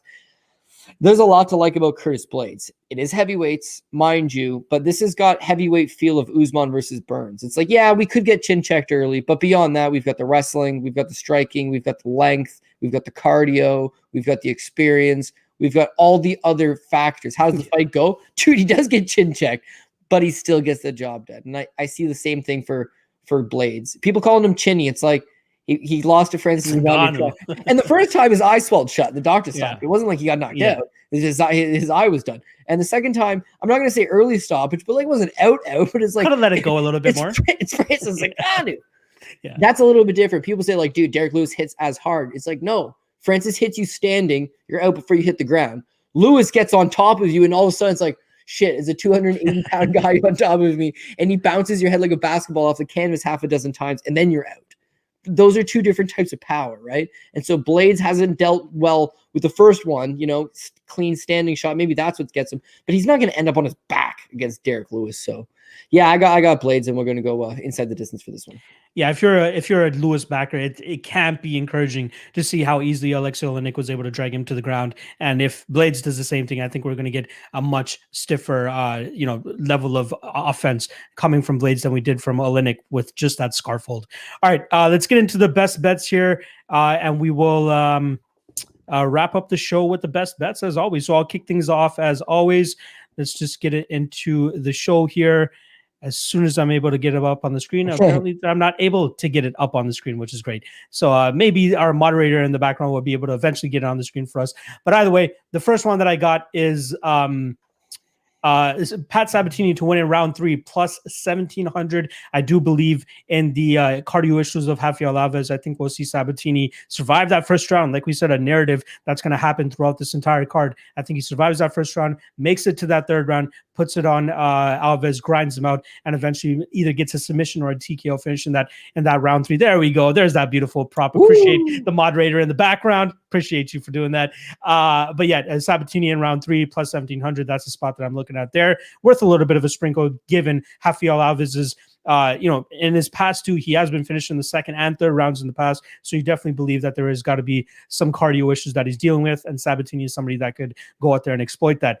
Next up, I got Jared Gordon via decision plus 180. I think he goes out there and he just grinds on Danny Chavez, takes him down. I'm not going to say at will, but takes him down consistently enough to rack up a decision victory there for himself. So plus 180, even him at straight at plus 125 in case Chavez does absolute dog shit cardio and he, folds in that third round.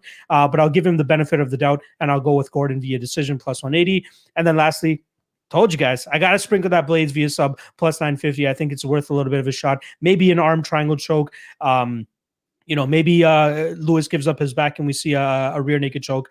But I definitely think it's worth a little bit of a sprinkle, especially at plus 950. All right, Cody, you're up.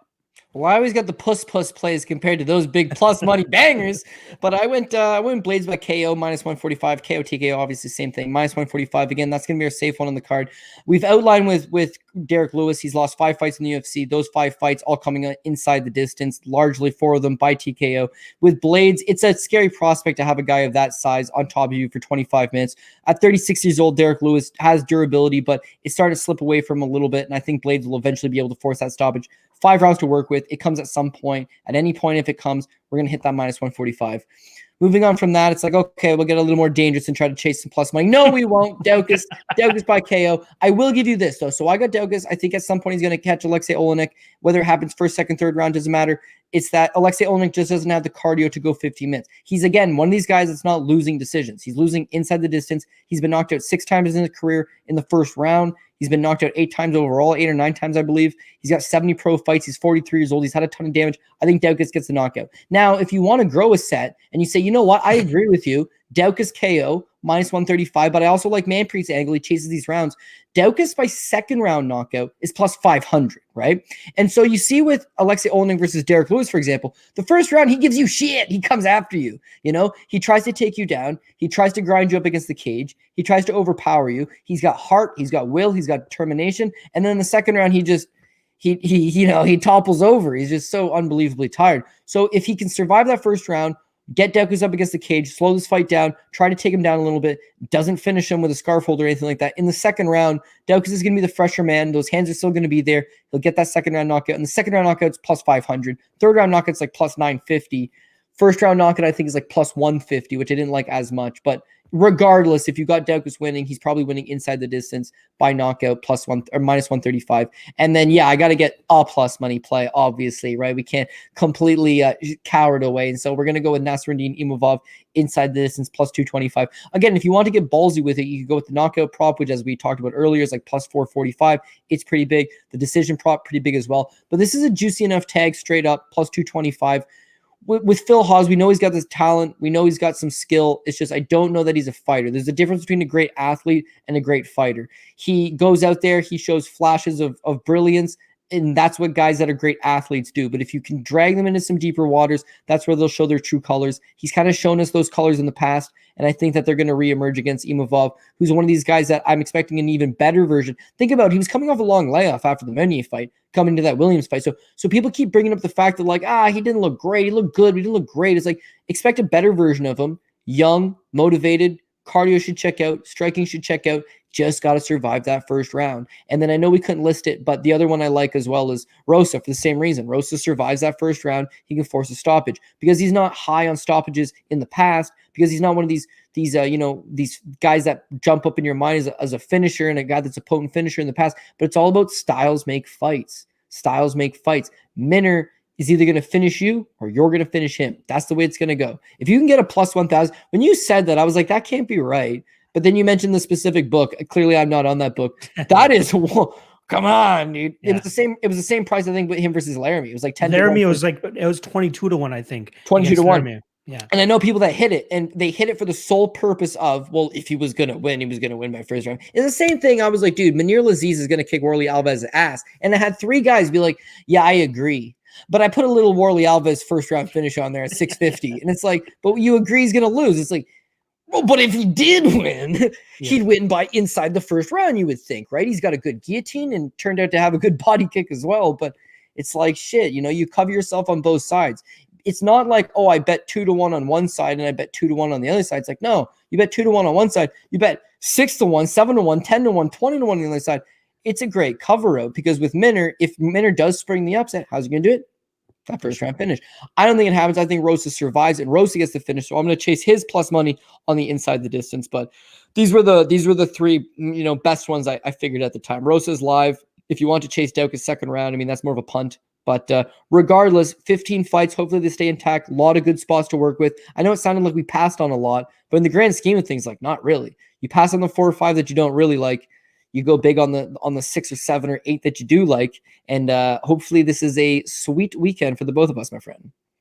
Yeah, for sure. I'm very much looking forward to this fight. At least the full card. There's a lot of bangers on it for sure, especially that Derrick Minner and the what's the other one? Sorry, Charles Rosa fight. That's an absolutely amazing fight for sure. All right, we're back tomorrow, 9 p.m. Eastern for the final weigh-in with the full crew. We got me, we got Cody, we got Just Bleed, and we got MMA Prediction Guru as well too. And then even post fight, I believe there's going to be a post fight show with Almac and Bleed as well too. So make sure you guys go check them out after the fights have wrapped up. Cody, anything you want to say on the back end here? Yeah, I feel like we've done a pretty good job of covering it. And if I did have anything else to say, I would say tune in tomorrow for the Friday show, and then yeah, we'll try to rifle them through. And yeah, I mean, if there's a couple close leans both ways, it's gonna be good to have Guru, good to have Bleed. If you want to check out the post show, Almac, great guy. Him and Bleed are gonna do a show together. And I feel like this is a good weekend to be profitable and make everybody's day. So let's keep at it. Tomorrow we'll put our final touches on it. See the weigh-ins is going to be super key because there's a couple guys that are shifting weight classes, a couple guys that might be big, a couple guys might suffer a little bit. But after weigh-ins, baby, it's all systems a go. So thanks for tuning in. It looks like we had a pretty good turnout. Numbers build as the card goes. So I just want to thank everybody that maybe you can't catch it live right at the top of the hour, but at some point you do tune in, or you go to the website and you check the replay, you hit like, you subscribe, any of that stuff. As Locke always says, definitely does help us. The company likes it. So if you enjoy the free content, you love joining us on Thursday nights and Friday nights, and being part of the Odd Squad, super simple. All you gotta do is hit like, hit subscribe if you haven't already, and pretty simple on your side. So thanks again, and we'll see you guys tomorrow. So last week, I actually dropped Polyana Vienna via sub. You dropped Kelvin Gastelum via decision. Hopefully, we're able to cash one of these props and make it worthwhile for you guys tuning in for us. As Cody said, make sure you guys join us tomorrow. Make sure you guys check out the post show as well. Good luck on your bets this weekend, and we'll see you guys tomorrow night.